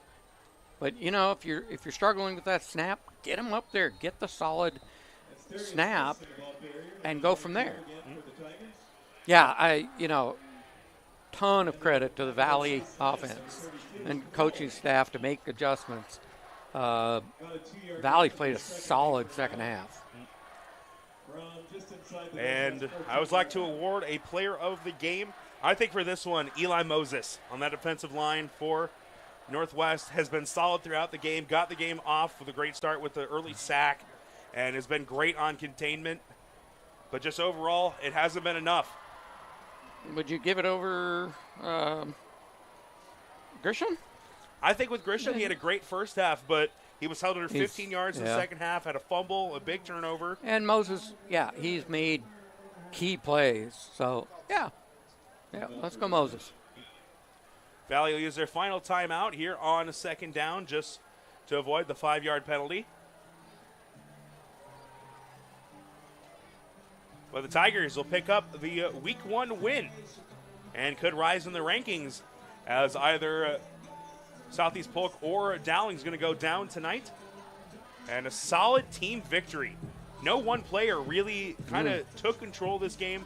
We saw great play from Provenza, from Mason, and from just his entire receiving staff. Aiden Price, dual threat option, running the ball and receiving, had the receiving touchdown off the tip pass. But, he's the player that has been called out as, the outstanding player, but he wasn't the difference maker in the game. I think they used him as a decoy, a lot as well. Yep. Because when he did have plays go at him, they had him double covered. So Provenza takes the knee, and that'll do it here in week 1 of the Iowa high school season. Football is back. Northwest will drop their first game here at home. Be back at home next week, 7 p.m. kickoff on September 2nd as they take on the Dowling Catholic Maroons.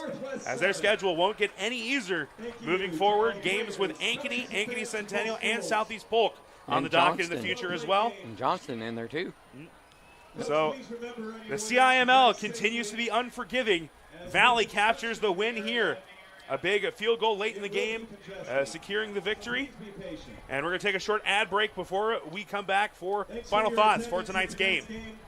Hope to see you again real soon. Why do businesses succeed? The Better Business Bureau sees the traits of successful businesses every day. It's not easy, but it is simple. The BBB fosters trust between Iowa businesses and consumers. Visit bbb.org. I'm off to college.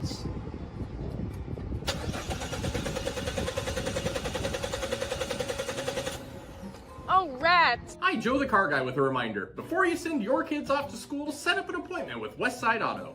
We check everything from tires to belts, fluids, hoses, wipers, and lights. 44 inspection points to help prevent that oh rats moment for your students. Call us today to set up your appointment. We'll have your kids off to school saying, For the best, head west. Westside Auto.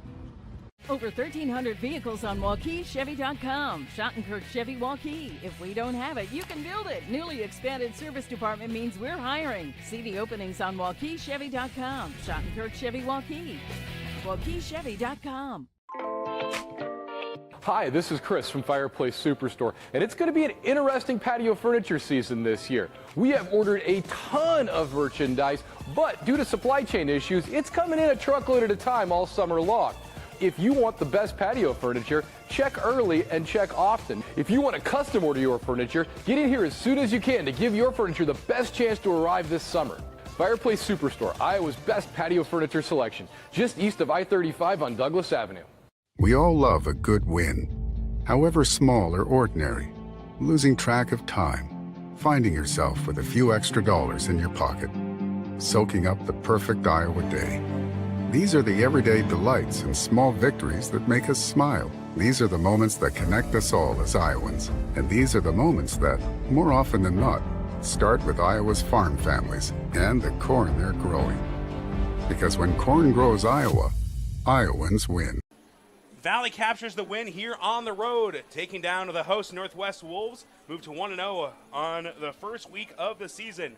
Northwest back in action here at home against Dowling next Friday night, but what was a defensive battle turned into a very good second half for the Valley Tigers. Scoring got started about midway through the second quarter. Brady Grisham had a great drive, 33 yards on the drive, including a 19-yard touchdown run to make it 7-0. But right before the end of the half, a fumble by Sam Johnson recovered by Valley, and then a 15-yard penalty moved them down, and they just took it down to the final 4 minutes of the first half. Bryce Anderson had the pass come out of his hands, caught by Aiden Price in the back of the end zone, though, to tie things up at 7 apiece with 58 seconds left in the half. Brady Grisham really struggled in the second half, had 67 yards in the first half, probably held under 20 in the second half action. Also coughed up the ball. 5 total turnovers for Northwest in this game. Eli Moses played a great game tonight, had a sack in the first half, a forced fumble in the second half as well. It was a Provenza 3-yard touchdown run coming off the Grisham fumble that made it 14-7, 7:43 left in the third quarter. And no scoring for the rest of the third, but then late in the fourth, a couple of big plays by Cale Winter, but the Northwest offense unable to put anything together, a non-existent passing game in tonight's contest, and a 38-yard field goal by Stein with 2:48 left in the game was the sealer that put the game out of reach for good. Final score tonight, 17-7 in favor of the Valley Tigers. Southeast Polk, a great game against Dowling tonight. Ankeny coming back, was down 7-0 at halftime, 26 straight points. Later, they capture the victory, crosstown, and just a lot of CIML football to look forward to this year. Week 1 is in the books for the Wolves. Any final thoughts before we get out of here? No, just a great game. It's a great way to kick off the season. You know, it was a good matchup, hard fought. I think Northwest has still got to work some bugs out because of the change in personnel, but they'll bounce back. We'll see how they do next week right here on their own home field. And they're going to have a Mad Dowling team. Mad Dowling, which is not something that has been in favor of a lot of football teams over the last decade plus. But that'll do it here tonight. Again, Valley captured this one 17-7. Gary French and Tyler French signing off here for CISN. We will see you guys next week back here at Northwest Stadium.